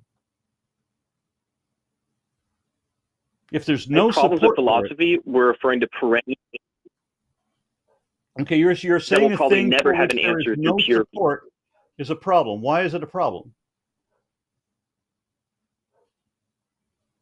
The reason why the question came up is because never have an answer, in the sense that, how do I know an external world exists? So the problem of solipsism is what Descartes was trying to address. The answer to that through science or philosophy. Exactly. He failed to find an answer to it, which is why it's a problem. And no philosopher since has found an answer to it, which is why it's a problem. So things like mereological nihilism, which is basically if there's no evidence to draw the conclusion that you do, wouldn't that make it your problem? Is a skeptic. His position is not that, for sure there's this thing called mind and body. Says that at any point in the meditations. What he says is we have to solve the problem of the difference between mind and matter, and how do we solve that? How do we know for sure there's a world outside our mind, vice versa, right? And the fact that he doesn't give a good answer is why it's a problem. That's why we have perennial problems in philosophy. Things like the problem of mereological. Hume. What was Hume's answer exactly? And educate me on that. Hume said that we have no choice, literally no choice, but to make the same assumption that a baby would or that a beast would, that our senses give some degree of accurate information about the world around us. We literally have no choice in that. And he said that I don't remember how he phrased it, but the idea that everything is just imaginary, that we have to accept that reality is real, that it would be literally madness to assume otherwise. Arguments for theism be just like that. If Hume could do it, for assuming the external world was real, why can't we do it for assuming that God is real? Do you see what I'm talking about? No, I don't think you do. The madness. Okay, so we can assume the world is real, and thus we've just disproved idealism. And you're going to say that the fact that there's no support for this ridiculous assumption about idealism means that there is support for this ridiculous assumption of a disembodied mind and for the impossibility of the rod Serling over all of our lives. Aron, I'm not sure what you've read about idealism, but using poetic language like we're all part of God's dream is not the same thing as providing a polemic against skepticism. So I'm probably going to use different language than the stuff you're worried about. But if you want, I'm not worried about anything. Give like a textbook 101. I want to clarify. Fine, can I give a textbook 101 of... Great. Can I give a textbook 101 about idealism? Just as because I'm not sure where all this dream language keeps coming from. It sounds like a misquote from the Bhagavad Gita or something. I'm not sure where it's coming from, but can we just get a primer on this to know why reason sort of compels a lot? What I'm going off of all these people who brag about Hegelian philosophy being so well supported or what have you, or that there's no such thing as matter, that it's worse than the Matrix, because the Matrix at least assumes that there is a material world and we just all live in an imaginary part, but we have a physical aspect. No. We're talking about a sort of idealism where there is no material world. There's no atoms at all. And so for us to believe that our senses operate the way they do, and for us to have sciences that work on the assumption that that molecules exist and all of that, is because God is a liar. Not what most brands of idealism claim. I'm not sure which one you're arguing against, but they wouldn't say that matter isn't real.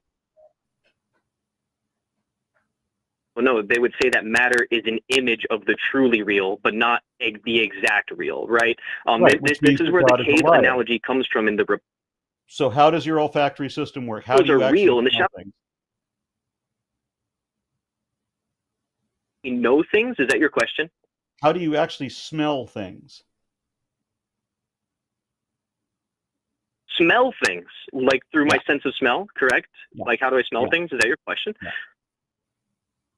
Because matter works in a certain way. And in fact, smell, exists. mental...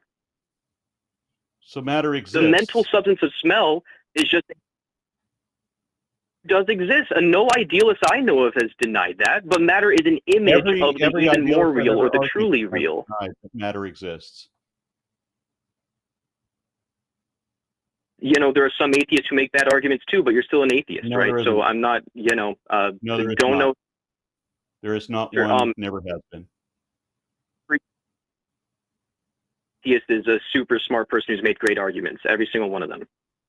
No, there's never been an atheist who argued that reality isn't real, that everything is an illusion, that we're all a dream of Brahma. No atheist ever made that argument. I'm not talking about atheist idealists. I'm talking about atheists who just make bad arguments in general. Just like how you don't have to answer to them, I don't have to answer to bad idealists. I thought you said that argument. The one you were making. No, okay, I can see why there was a disagreement. No. Oh, no, don't worry. Yeah, no, I just said bad, not that. Yes, I said bad arguments. Yeah. No just like yeah, sure. But just like how you don't have to answer to them, I don't have to answer to who I would consider bad idealists. Okay, so I mean, just, Plotinus says matter is real. Yeah, so you're saying that smell works because matter is real. You're saying that matter is real. Molecules exist. There is a physical world. Right? Here's a cool argument that Plato and Plotinus would say: the matter is real, but the matter is an image of the universal mental substance. So your mental experience of smell is the truly is real. It's an image of the mental substance. Reality. That's what.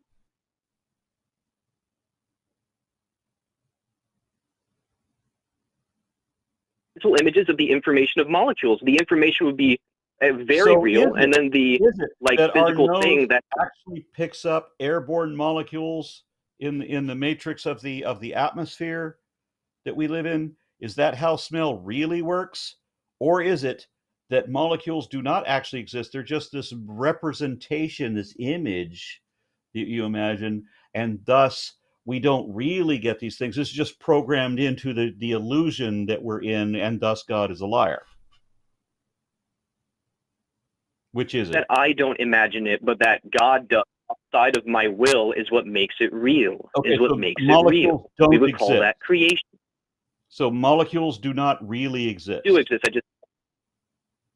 They do exist? They do not really exist. Molecules do not. They do. Why can't it be on multiple levels? So yes or no, they exist. But so do the things that cast.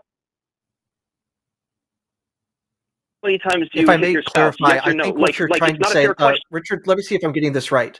When you are saying molecules don't exist, what you are, I think, saying is that molecules are not fundamental. In the same way, chairs exist, but there is not a fundamental chair. It's made of something more fundamental. You're saying molecules have something more fundamental, so molecules are not like the ultimate real. Is that a correct way of representing your view?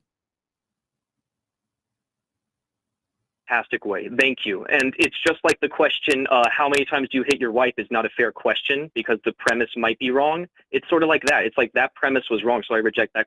But what you just said, Aaron, was great. Thank you. Yes, I think that's a good, yeah, thank you. All right. So we're now to the point of saying, okay, you think that there's basically something more fundamental than the physical stuff that we run into, matter, energy, etc. Okay. And you are basing that ultimately on Platonic views of forms, correct? Yeah. So why should we basically believe in Platonism over, well, how about Aristotle's view on things, or bazillions of other philosophers since then who might be in the schools of Plato but don't necessarily continue to follow his ideas? Why stick with the 25-year-old books from that dude, who also in his own dialogues would also poke holes in his own theory of forms? So I don't have time to address the issue of Plato poking holes in his own arguments. There are good reasons why he does that, and he doesn't actually contradict himself. But even so, the arguments for Platonism is fundamental. Physical, it's not something you can put in a test tube. Just meaning the fact that a thing, the sense that an atom is the same way that water as a full substance containing multiple atoms, or that a galaxy containing multiple other things, whole, it has a unity, right? But unity wouldn't be a physical thing. It causes physical things. It collapses things into physicality, which would mean it's metaphysical. It's beyond the material. So that's what a form is. How does unity cause anything? I've seen material things cause things. Show me something mental causing something physical. That I'd like to see. How does triangleness cause anything, for example? Things. All right, cool. So can you have a tire and a concrete block both shaped like a triangle? Shaped like a triangle?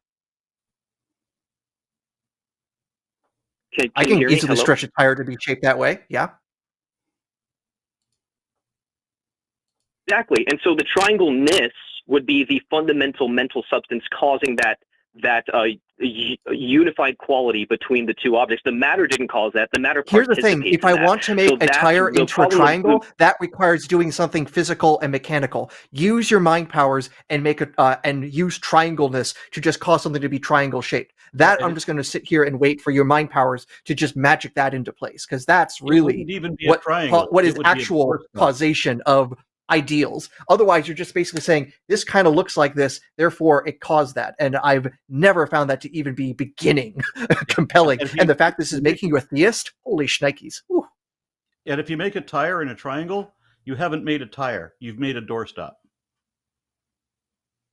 We could change the shape of the road so this would work. It would be very inefficient.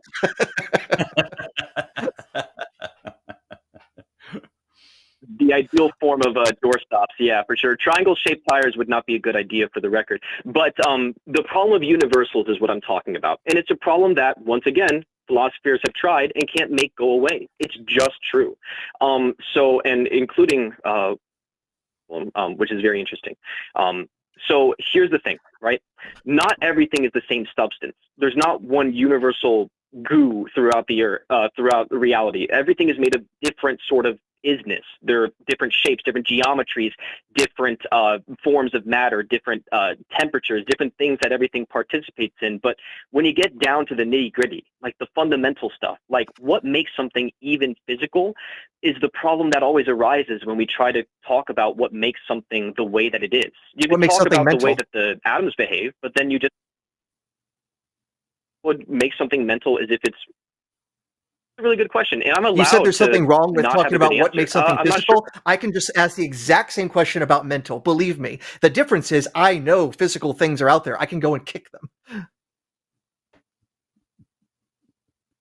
So I feel like to know a physical substance is also to know a mental substance, because the physical would just necessarily be an outgrowth of the mental. So I'm not sure if that's a That is productive assuming sort what of you need to retort, but I demonstrate. think it's You a are good. just assuming everything at this point, and that is not compelling. I had to arrive at this, not me personally. That sounds too, I don't know. But so many people throughout history had to arrive at this just because they were compelled to. And I could go on that rant again, but I don't think that would be productive. I'd rather just try to address Were the they question compelled honestly. by And the question, THC? Maybe. yeah, it's a joke about drugs. Understood. Yeah. So a really good question, and I appreciate you putting it forth to me. I'll have to think about it. But what makes something mental, right? It's imaginary. And I think there is a unity between the mental and the physical. There is a unity between the mental and the physical. That's, and now we're kind of getting really deep, which is false argument that there's only physical or only mental things. I think that's pretty profound. I'm not sure how to answer the question. But what would it mean if I didn't have an answer to you? It just means that you haven't changed my opinion about things by the end of the day. That's it. I mean, if you came with bad arguments, that just means I haven't changed anything. Not that now that you've come with a bad argument, now I'm even harder in my views. It's just like if you presented evidence for my position, then I would believe it more strongly. If you failed to present evidence against me, I'm not going to dig in more. At least that would be, to me, the rational point to take. So, and I do take I do take issue with your understanding of the mental, in the sense that you think of mental causes as like actual cause effect, and that's kind of Aristotle's fault for that. But like mental, by mental I don't mean I use psychic powers to morph something into. Actually, Aristotle has some serious flaws I would love to talk about sometime. But and I don't know why theists keep quoting him. He's not that good. But cause and effect, right? I googled the sentence, have a majority of philosophers ever been idealists? And what I got is some article that said that Hegel, Schopenhauer, and Kant are idealists, but they're long gone. And otherwise, apparently no. Not seeing and a majority of philosophers ever being idealists. Phil paper poll from 2009, and you'll see that the majority are actually idealists. Yeah. Phil paper poll. Not using the word idealist. Try Phil paper poll from 2009, and try using the word Platonist instead of idealist. The Phil paper poll from 2009, and try using the word Platonist instead of idealist. And check out those polls. Yeah. Referring to be exact. So is there anything that will ever say... I thought they would all be skeptics. I'm looking at it right now, and it actually says the exact opposite. It says idealism in this older survey says 4%. I'm looking at it right now. 80+% non-skeptical realists. That's the answer to the external world question. Go ahead and I'll go ahead and find the source I was talking about in real time. Yeah. Yeah, because it's looking like... I'm looking at literally all the results from Phil paper surveys. So, like, that's it. It's done. I checked everything there. So there are some philosophers who like navel gazing and imagining that nothing is real because, I don't know, makes them feel groovy, or maybe that's just the effects of marijuana. But there's no logic compels you to believe that everything is just a dream. I have it right here. Yeah. So between this, is this the correct year? I have a fill paper survey. Majority for nominalism or I see what you're saying. So not 4% or whatever the hell you guys said. It's 39%. I'm not sure if this is the 09 fill paper, but it's 39% Platonism, 37% nominalism, which is the majority opinion among skeptics, and then 23% either other or undecided. So that would be the majority are Platonists. So you're saying So 39%? this is where I'll things try got to mixed find up, because you said specifically idealism, and that's what I looked up about the external world, idealism or not. So that's what I was looking up, and that's what's at like the 4 or 5% level. You're talking then specifically Platonism, which is not the same thing as idealism.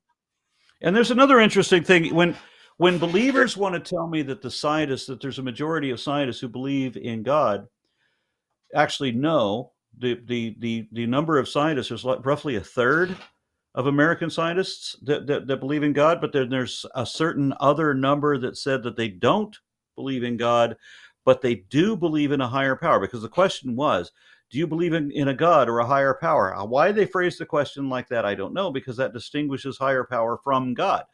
So there's a number of there's a number of scientists who do not believe in a God, but who do believe in whatever they determine to be a higher power that is not a God. And so people will put those two together and say that a majority of scientists believe in God, when the statistics say no, a majority of scientists are atheists and don't. They believe in a higher power, but it's not a God. So they don't believe in a God. Yeah. And one last thing as well. So Understand. the reason we got confused is that because when you were talking about idealism and when you're talking about the results for Platonism versus nominalism, this is restricted to abstract objects. The existence of abstract objects, do you basically follow Platonism or something else? And basically the philosophers are pretty much evenly split between 1/3 Platonist, 1/3 nominalist, and 1/3 we don't know.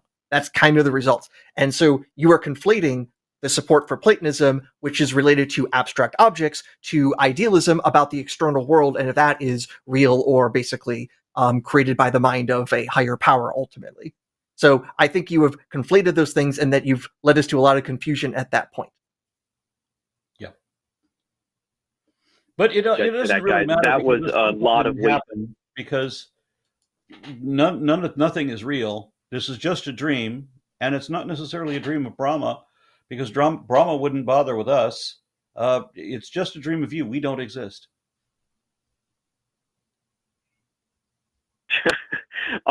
Well, solipsism aside, I do apologize for the miscommunication, guys. It led to a lot of wasted time, so I'll be sure to be more careful. I think it's because Platonic idealism is a real position, but I was just focusing on the second word of those two, and that led to a lot of confusion. So I do apologize about that. I didn't mean to waste any time. I believe that you were just honestly mistaken, and I'm glad we clarified it, so that way we don't claim anyone was lying about the numbers. Clarity is good. Yeah. All right, and we've sure. got a and number real of quick, I'm not sure. Yeah, I was just about to say, I think you guys have other calls. But what was the question that you asked me, Aaron, that I want to ponder? I want to take some time to actually ponder. Was it what makes something mental? Yeah, basically, you said that there's a problem with what makes something physical. I would say, can't you ask the same sort of question about mental? And if it's the same conundrum from both, then you're just left with, well, at least I know physical things exist. I can go out and kick them. When it comes to mental or abstract things, they're not as readily available. I would say that it involves the properties of atoms and nuclear forces. Sure. Then you have the problem of what is a property, and that becomes an abstract thing. So, Richard, I think we had more fun than we ought to have had. Yeah. Especially given the topic. Good night, guys. I'll think about the question. Very good. Very good. Okay. No worries, guys. Yeah, for sure. All right. Good night. All right. So I'm just going to try to run through the rest of these because we are over time, but that's fine. We're having a good time, I think. So, Frank. Frank is an atheist who says, "Do you think the argument, if somebody tells you who they are, then you should take them for their word, is a well-reasoned, a well-seasoned?" Go ahead, Frank. Can you clarify that or paraphrase it for us? Oh, what's going on, Aaron? It's Aaron, right? Or Aaron? I'm Aron. He's Aaron. Aaron. Mhm. Sorry, forgive that. Yeah. So this was to a video that I saw of Matt Dillahunty. I think some guy called him in, and he was asking regards towards the gender thing, the transgender, the transgenderism, and I was watching the video, and I'm listening to Matt and him make this defense, and I didn't find it persuasive. So the question was in regards to that he asked was, how does one determine somebody's gender, or which I think he meant, yeah, gender. How does one determine someone's gender from I was gonna say maybe he meant being around them. And then Matt gave I guess a somewhat counter rebuttal. Was he asked, how do you know when you're hungry, and I think he meant, how do you know when someone else is hungry? And he tried to like allude to the idea that it was like some kind of feeling. So that's what the question is in regards towards. Okay. Well. First of all, gender is different than sex. So Mhm. this is gender is an expression more than necessarily a biological fact. So, and I know that that there's a couple of organizations, the American Endocrine Society and a psychological organization, and they have a gamut of things for different types of reasons why someone may feel some sort of dysphoria with their perceived gender or their biological determination of sex at birth. Why those don't always match. And the problem that I have, one, is this is not my topic, so this is not something I ever talk about. And it seems it's weird when I talk to believers because that's all anybody wants to talk about as of the last, I don't know, what is it, 3 years? That's all anybody wants to talk about. Yeah. The number of people who actually experience this kind of dysphoria, who are gender queer, if you will, is such a tiny minority, and the reasons for it are wide and varied. So that's a complication as well. There's not one reason, and it's not a common reason. This is a very rare condition, and there are a whole bunch of different things that contribute to it. You can physically be literally female and visibly male. If I got that right, maybe it's yeah. So there's chromosomal variants. There's different types of chromosomal arrangements. If you get into the chromosomes for it, there's morphological variants. As I said, there's a bunch of different reasons, not necessarily related to each other, for why someone would feel that that they look male but they don't feel male. And when it's an issue of whether somebody feels something, do you have to do a genetic test? Do you have to find out that there's this is a morphodite, this is a hermaphrodite, this is and I realize I'm using really antiquated terms, and is it that they have the XXY instead of XY or XX? They have 3 or 4, the chromosome arrangements. Do you have to come up with any of these, or if somebody just feels that, do we have to find a physical or medical justification for them feeling that? Because in my perspective, and I'm perfectly okay with who I am in my skin. I am a cisgendered heterosexual male. I've always felt masculine. Never had I wish that other people that I know people who are transgender, and I wish that they could feel as comfortable with who they are and who they see in the mirror as I am and do. I wish that was the case for everybody, but it's not. Do we have to come up with a medical justification for this dysphoria that other people are having?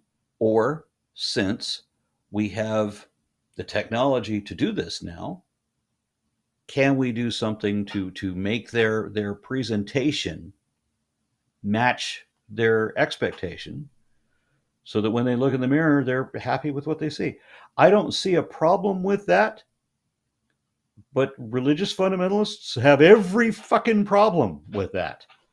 And I don't get why. Okay. Is the other person's going to talk? The co-host? Is he going to say something like that? Or Yeah, my name is Aaron, and so I'm Aaron. He's Aron. I'm sorry. You said, wait, Yeah, so Aaron? just I'm sorry. What's your we're name? here mostly. My job for this stream is to force people to correctly pronounce Aron's name as Aron, and my name is Aaron, and that is my only job tonight. Shut up. Okay. Aaron Aron. Aaron Aron. Aaron Aron. Got it? Did I get it right? You got it. Yep. All good. Okay. Yeah. So, I was able to retain some of what you said, Aron, about that is kind of confusing. About what you. I'm not an expert on. I'm not an expert either on the topic of biology and all this. I realize it can be complicated, and with all these variants, these chromosomal variants that you mentioned. But it was specifically in regards towards, you said sex and gender are different things, right? Yeah. So is it that it's more like,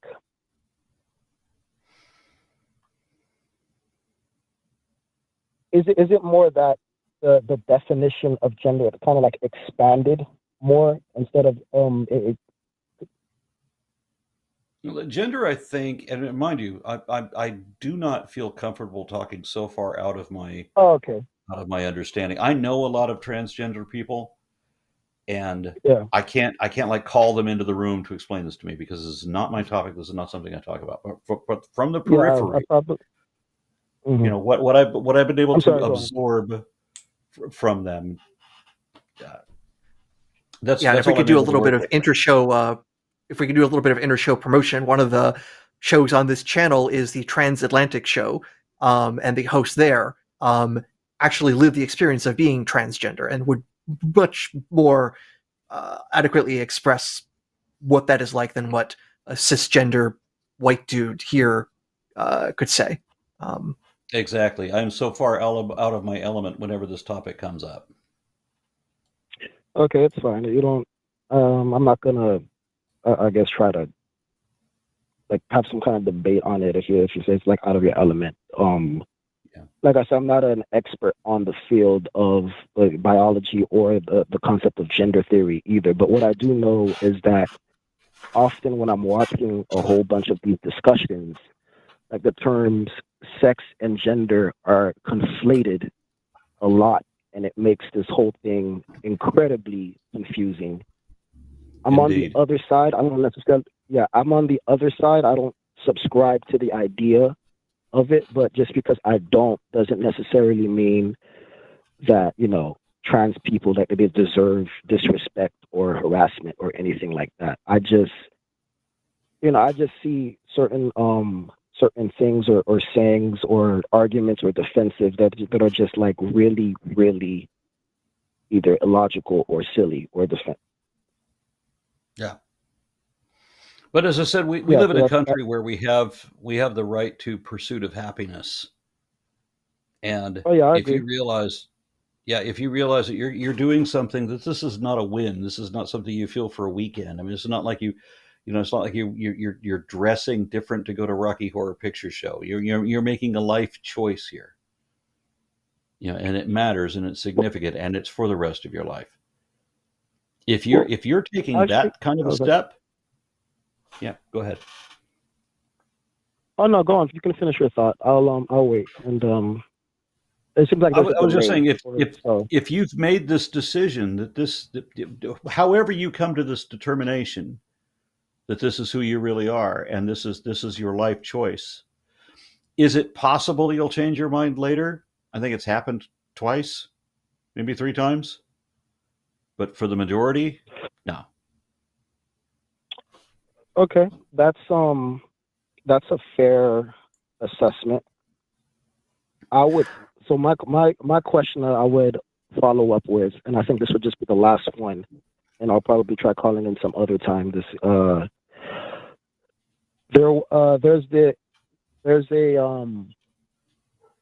There's a comparison that happens with the whole identity thing, like what you just said. If you this is me roughly paraphrasing you. I'm sorry, could you say that last part? What you said again? If you've made a life choice, you understand the severity. I mean, right. It's possible you may change your mind, and it's also possible this could be reversed, but both are unlikely. And people need to understand that that this is not a whim. This is not a game that you're playing. This is you're either dealing with something that's real and significant to you, or if it's just trivial, then just grow out of it. But when we're talking about transgendered people, they've understood for a long time who they really are, and that's very, very unlikely to change. Okay, so an often comparison, or an often another analogy that often gets used in these discussions in regards to transgendered people, and I think they've made this. I think someone called in about this before. Is the transracial people? They have this somewhat anxiety or dysphoria, and then they go through lengths to identify as of another race. And there are 2 examples. One I know is Rachel Dolezal. I'm not sure if you're familiar with her. Yeah. Mm-hmm. Okay. And there was that other guy who went so far as to get surgeries to appear Korean. If both of you guys can give me your thoughts on that, and I'll wish you guys a lovely weekend. Well, I have an issue with basic honesty, and when you do your 23andMe or your whatever type of your genetic ancestry, that may conflict with your surgical enhancements. There's a truth there that is unrelated to whatever you want to be perceived as with regard to race. Some people are very lucky. I mean, there's like Carol Channing. I think it was Carol Channing, was a star in the 70s and 80s, and she was black, but didn't look black. She looked white. Right. And so while everybody else is getting persecuted for their appearance and for their race, she's not. She's skating through Hollywood, everyone thinking she's white. And so if you're trying to change your race, there's other issues that I think are entirely different than the gender dysphoria thing. It's not a question that I have put much thought into, but it seems to me that if you want to say that you're Korean and your ethnicity or your genetic background actually hails from somewhere else, then my thought is, what are you doing? Well, and I'll try to also throw in 2 cents because of the story with Rachel Dolezal, because the accusation would probably be made against her is that she is presenting as black to get perceived advantages for being that, for trying to either join that culture or be with certain organizations. She was like not a chairperson, but like representative for the NAACP because of how she was presenting herself. The thing, though, is the concept of race is very culturally artificial. What makes a person white has changed over the decades and centuries. Irish people used to not be white, for an example. Which is the just boundaries funny as are fuck. extreme. Yeah, exactly. Yeah. And I mean, there's any sorts of things that would confound things. Like somehow some person is black if their great-great-grandfather is black, they're 1/8 black, that makes them black in the eyes of the law. But on the other hand, we don't see black and Asian as a possibility, so what is Tiger Woods? We see all these realizations, hey, these borders are extremely artificial, but we also say there's a genetic component. So can a person be black if both of their parents are white? And in the case of Dolezal, her parents presented as white and identified as white, and because we say that, hey, what racial group you are is genetically inherited, at least to the vast majority of it, it's not even possible with the way that we have constructed the idea of race. Now, if you want to join a the culture, fact of the matter is, you want to join a culture, by all means, join that culture. I mean, but you don't have to have surgery. If I find Japan to be especially appealing, I can go to Japan.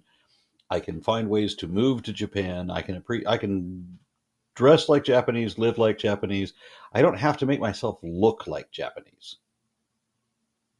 So, if I did, I don't know that I necessarily relate to that, but as long as I'm not lying to somebody. Well, that's the thing I was gonna, I guess, further prod on, because I guess I would say there are some people who don't believe that they're lying.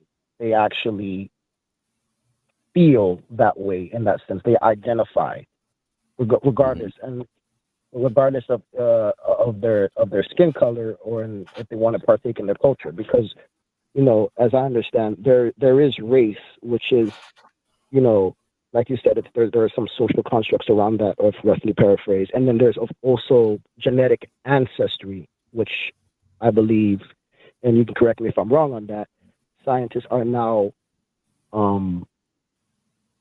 preferring the usage of genetic ancestry versus race, because race isn't a Charles Darwin was in 1871. Charles Darwin became the first person to say that there is only one human race. Right. Yeah. Okay. That's about it. If you guys have nothing else on that. No, I appreciate it. Yep. All right. You guys have a good one. So thank you much. And we will jump over to the next caller. Let's see who we have. We have John, who is an atheist deconstructing. John, can you hear us? I hear you. Thank you for taking my call. Oh, my pleasure. So you're deconstructing. What are you coming from? Well, so I was raised Catholic. Mm-hmm. And then I had a born-again experience in college with the evangelical and fundamentalist Baptist movement, to a Baptist college in the area, was preparing to become a preacher. If you don't mind, I've got a couple of questions right away. When you were Catholic, did you think of yourself as Christian? Absolutely.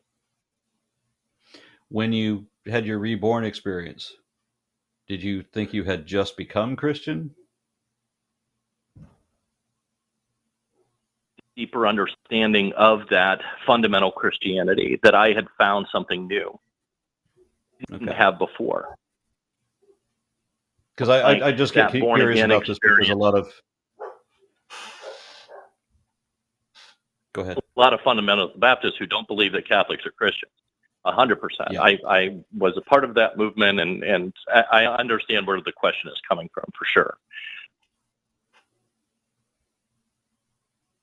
And I even approached my own family that way, and they didn't take too kindly to it. I can imagine. Yeah. And now, as I'm deconstructing, I don't want to come back to them and do a lot more damage of a similar kind in a different way.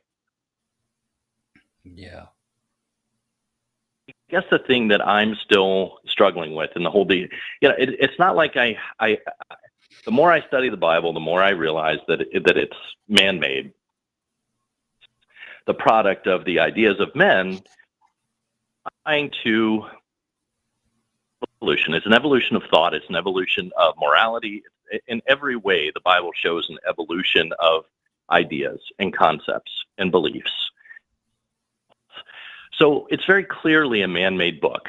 It doesn't have anything compelling in it that tells me, oh my goodness, this is words of God. So it's pretty easy to deconstruct from a fundamentalist Christian view once you take the God blinders off, stop drinking the Kool-Aid for a while. That from a humanistic perspective, it makes a lot more sense. Yeah. Where I think my difficulties are right now, why, with that persistent why question, the question of why we are here and why God is not possibility for that, or the idea of a God, the Christian God. And again, when God possibilities out there, wrong. Right. So, but they could all be wrong. So I get it. There's no way to pick. There's no way to know, because God, for whatever reason, is still hiding from us all, if there is one. There's no clear evidence for any of the gods, any of the possible gods that we've been given so far, because we realize that these are all just men's attempts to what they believe is out there, understand what we are here. A tough question in terms of necessarily need to find a meaning to life. And I know that there are many that don't believe that there is one, but I do have a difficult time with that. I have a difficult time with this idea that there is no meaning to life whatsoever, that there is no why we are here. Maybe you guys can help me out with this, or we could have a little conversation about it, perhaps. Yeah, I wish I could relate to that. But for me, there used to be this idea that you would shuffle the tarot cards. Now, if you shuffle the cards enough times, and then it's just going to be random, right? And so you're spraying out the cards, you're spreading out the cards, and then you're going to read what they mean. Same thing with the fortune tellers would do things with the tea leaves. You just throw the tea leaves down on a blanket or whatever, and then you read what they mean. And same thing with chicken bones. So all of these are you just cast something completely random and then make up whatever interpretation you want. When these people say that they're going to read what they mean, they don't mean anything. So from my earliest childhood, when my grandfather asked me, what is the meaning of life? Because he realized that I didn't believe in the Bible. He said, well, if you don't believe in the Bible, then what is the meaning of life? I'm like, meaning of life? What a stupid question. There's no meaning. It's the same as the tea leaves. It just happens. Why should there be a meaning? It was just a nonsense question. So I wish I can't even relate. I don't know what Aron is going to say on this, because he's more a philosophizer. Which is a dangerous thing, because that is not my training. I took some undergrad classes in philosophy, and as far as I'm concerned, my PhD in physics is irrelevant to so much of this, but I will try to be the best I can at this. So I'm going to be annoying. Meaning depends on what you mean by meaning. Okay. I think what we mean for this, I think what we're trying to get at is purpose. Is there a purpose to life? I think that's what we really are trying to get at when we're talking about the meaning of life. What's the point? And here's the thing you should realize: even if God exists, the meaning in life, the purpose in life, still requires what's meaningful to you. If God came down and said, John, I brought you into this world to be a chartered accountant, and that does have no value to you, it doesn't somehow give your life meaning to be told this is the thing you need to be doing, even though you'd rather poke your eyes out with spoons. Unless you actually love chartered accountancy. You know my source. Okay. Thank you. So the fundamental thing is, what is meaningful to you means that even if God exists and tells you what your meaning is, if it doesn't actually strike you at your core, it does nothing. Meaning comes from within, no matter the metaphysics of the universe.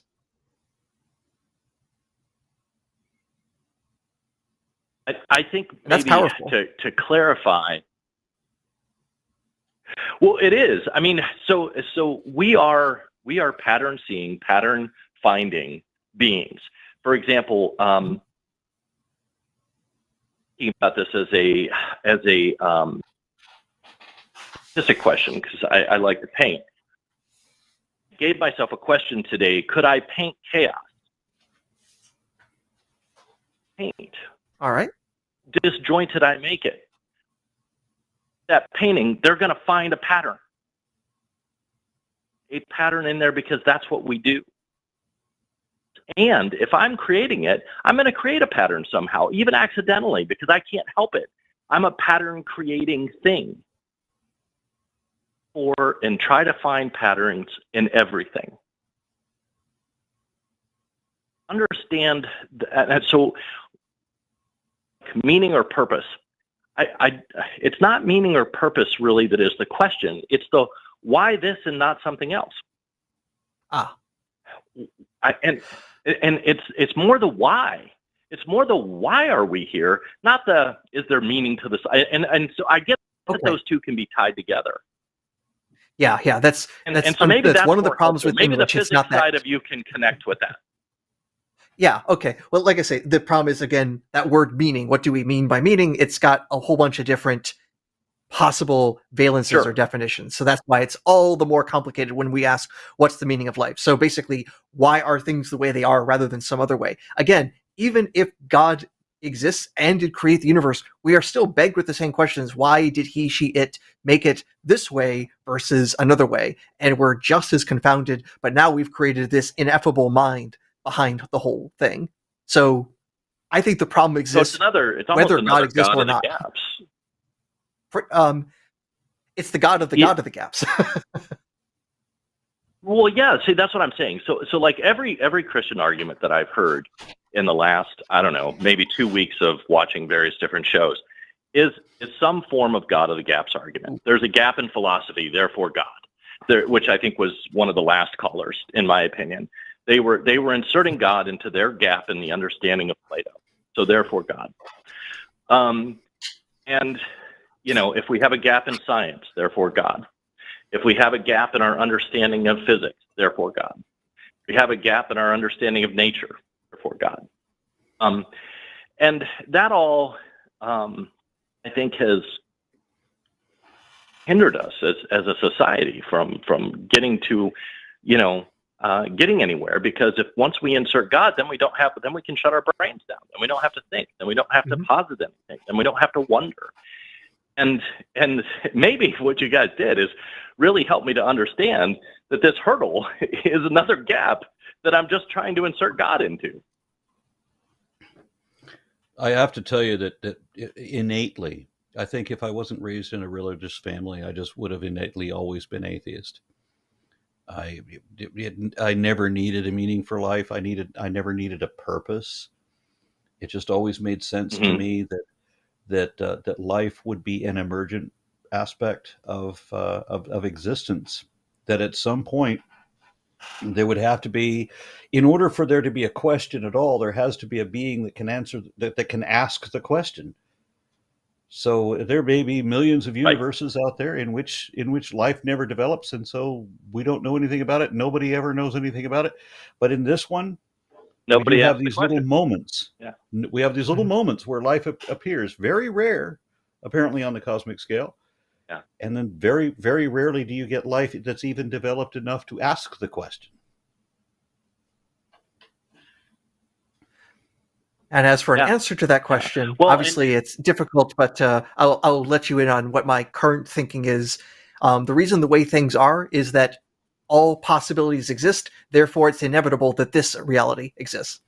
Because every reality that is logically possible exists. If we deal with that, then that takes care of the question. Alternately, there's another answer, which is 42. No, I like Problem is, 42. I've always Thank you had very an much. issue with that answer because where are the error bars on that? I need error bars. I need confidence levels. Oh my goodness. So good. Good. Well, thank you guys. I mean, I think that really does help to see where into my own logical fallacies when it comes to this question. My brain works, maybe my upbringing, maybe my experience with religion, and maybe my own struggles and difficulties with ideas that I found very valuable for a very long time. I do want to thank you guys for taking some time with me. If you have anything else to add tonight, but I do wish you all well. Thank you kindly. Oh, one last thing, John, since you're in Ohio, are you close to the path of totality? Because again, we got solar eclipse tomorrow, and I'm so ready. I am, and I do have my glasses, and I do plan to find my way outside to take a look at it if the clouds part for us. Yeah, It's what not I'm known looking for forward being to. one of the clear sky states. What I'm looking forward to is that I've seen an eclipse. I've seen a total eclipse once before, but my 82-year-old mother has not, and she's in a nursing home, and I'm going to wheel her out and show her something she's never seen before, and I'm looking forward to that. That's really fantastic, and I really do hope the clouds part for her. Clear view of that, because I think that would just be fantastic. That's awesome. It's a big deal for 4 minutes, isn't it? Well, it's these things are interesting. They're interesting to us on this little ball spinning through the universe. It's yeah, it's cool one of the thing. It's days a cool when the thing flat that we are earthers. here. It's a really cool thing one that of we the- are here. It's one of the days when the flat earthers have to just keep their mouths shut. And I also have to say, when it comes to things lasting only 4 minutes, I think we humans have done quite a bit with even fewer minutes of pleasure, and that we do so much to seek out just those few minutes of pleasure between ourselves, or sometimes just by ourselves, depending on the situation. Okay, I wasn't sure what you were admitting to. But that's okay. Being human. Human is all we've All right, got. Is what we Indeed. are. So. Mhm. All right. Well, thank you very much for that. And I don't see any other callers on the horizon. So I guess it's time to read Super Chats. I believe that is correct, unless we need to be corrected by our manager. Yeah. John, thank you very much. And best of luck on your journey. And thank you guys again tonight. I wish you the best as well. Take care. Thank you. Bye-bye. Okay. So who's running this damn show? I think you have more control than I do. Not at this point. Uh-oh. Yeah, I don't have a way to put up the super chats, so that is a producer problem. Is it a Morgan? We have been abandoned. I'm pinging him now to make sure that things are happening. It's one of my favorite atheist songs. Motorhead did an atheist song called "God Is Not on Your Side," and when Lemmy sings about all this injustice. Where is God? Is he blind? Are we abandoned in the end? Love the way he puts that. Okay. All right. Just got our producer saying that doesn't know why you can't hear him, but there's no super chat, so we should go to end show. All right. I think we're in the phasing down point. Unless we can get some last minute super chats. We did almost 4 hours. There's no super chats. We're just under 3 hours, if I'm not mistaken. We started at 6, right? Well, my time. 7, 8, 9. Almost 10. Anyway, I think we started at 7 your time. Whatever. Either way, time has flown. time has flown. Okay. Well, how do we close it up? Good. Oh, by the way, I don't know that we've ever done a show together, Aaron. No, this is our first time doing this show together. Best I can say is about 11 years ago we met at a conference, but that's the only contact we've had before tonight. Okay. Well, I apologize for not already being aware of you. So, yeah. Don't worry, I'm usually not aware of myself. And I have no self-awareness either. Lots of people tell me that. Okay, well, it looks like we did get one super chat, so I'm going to read it because I see it blowing by. Kaleidoscope Green offers $5 and says, "Great show." Thank you so much, Kaleidoscope Green. Pleasure. It's just surprising when we had well over 800 viewers at any given moment. And one of the things I'd like to say to the believers out there, if there in fact are believers out there, can you have some sincerity when you call in? I mean, seriously? Because that first guy that I thought he was a troll at first, he was a troll. That's not the way people believe that's not the way people behave when they sincerely believe their position. Unless he wasn't a troll, he actually was the bear wearing boots from Walmart. And he was trying to cover. You hit a little too close to home, Aron. You hit too close to home. And we've got another one. This is well, you can read it if you want. You want to read this one? Oh, I'm not able to read them, and our producer's also saying we don't normally read super chats on Sundays. So I'm getting conflicting commands. Damn it! I make my own rules. I cannot read this last name. Wispeler, Terry de Wispeler offers $5 Canadian. Says, "Don't worry, boys. I'm thinking of you. I'm still thinking of you, even if I can't keep your name straight. Cheers. Give the snakes a pet for me, Aron. No pun. Thank you kindly." And then Lucifer. Oh, haven't seen you in a while. Lucifer, $10. Thank you both for shedding light. And I think that's how we will close. Thank you so much. Lucifer saying light. Oh, and I think we need to give them a shout out as well to Galactica789 for doing the screening for us tonight. And then Trash Girl offers $19.99 and says, "Great show, y'all. Thanks for being night owls with us."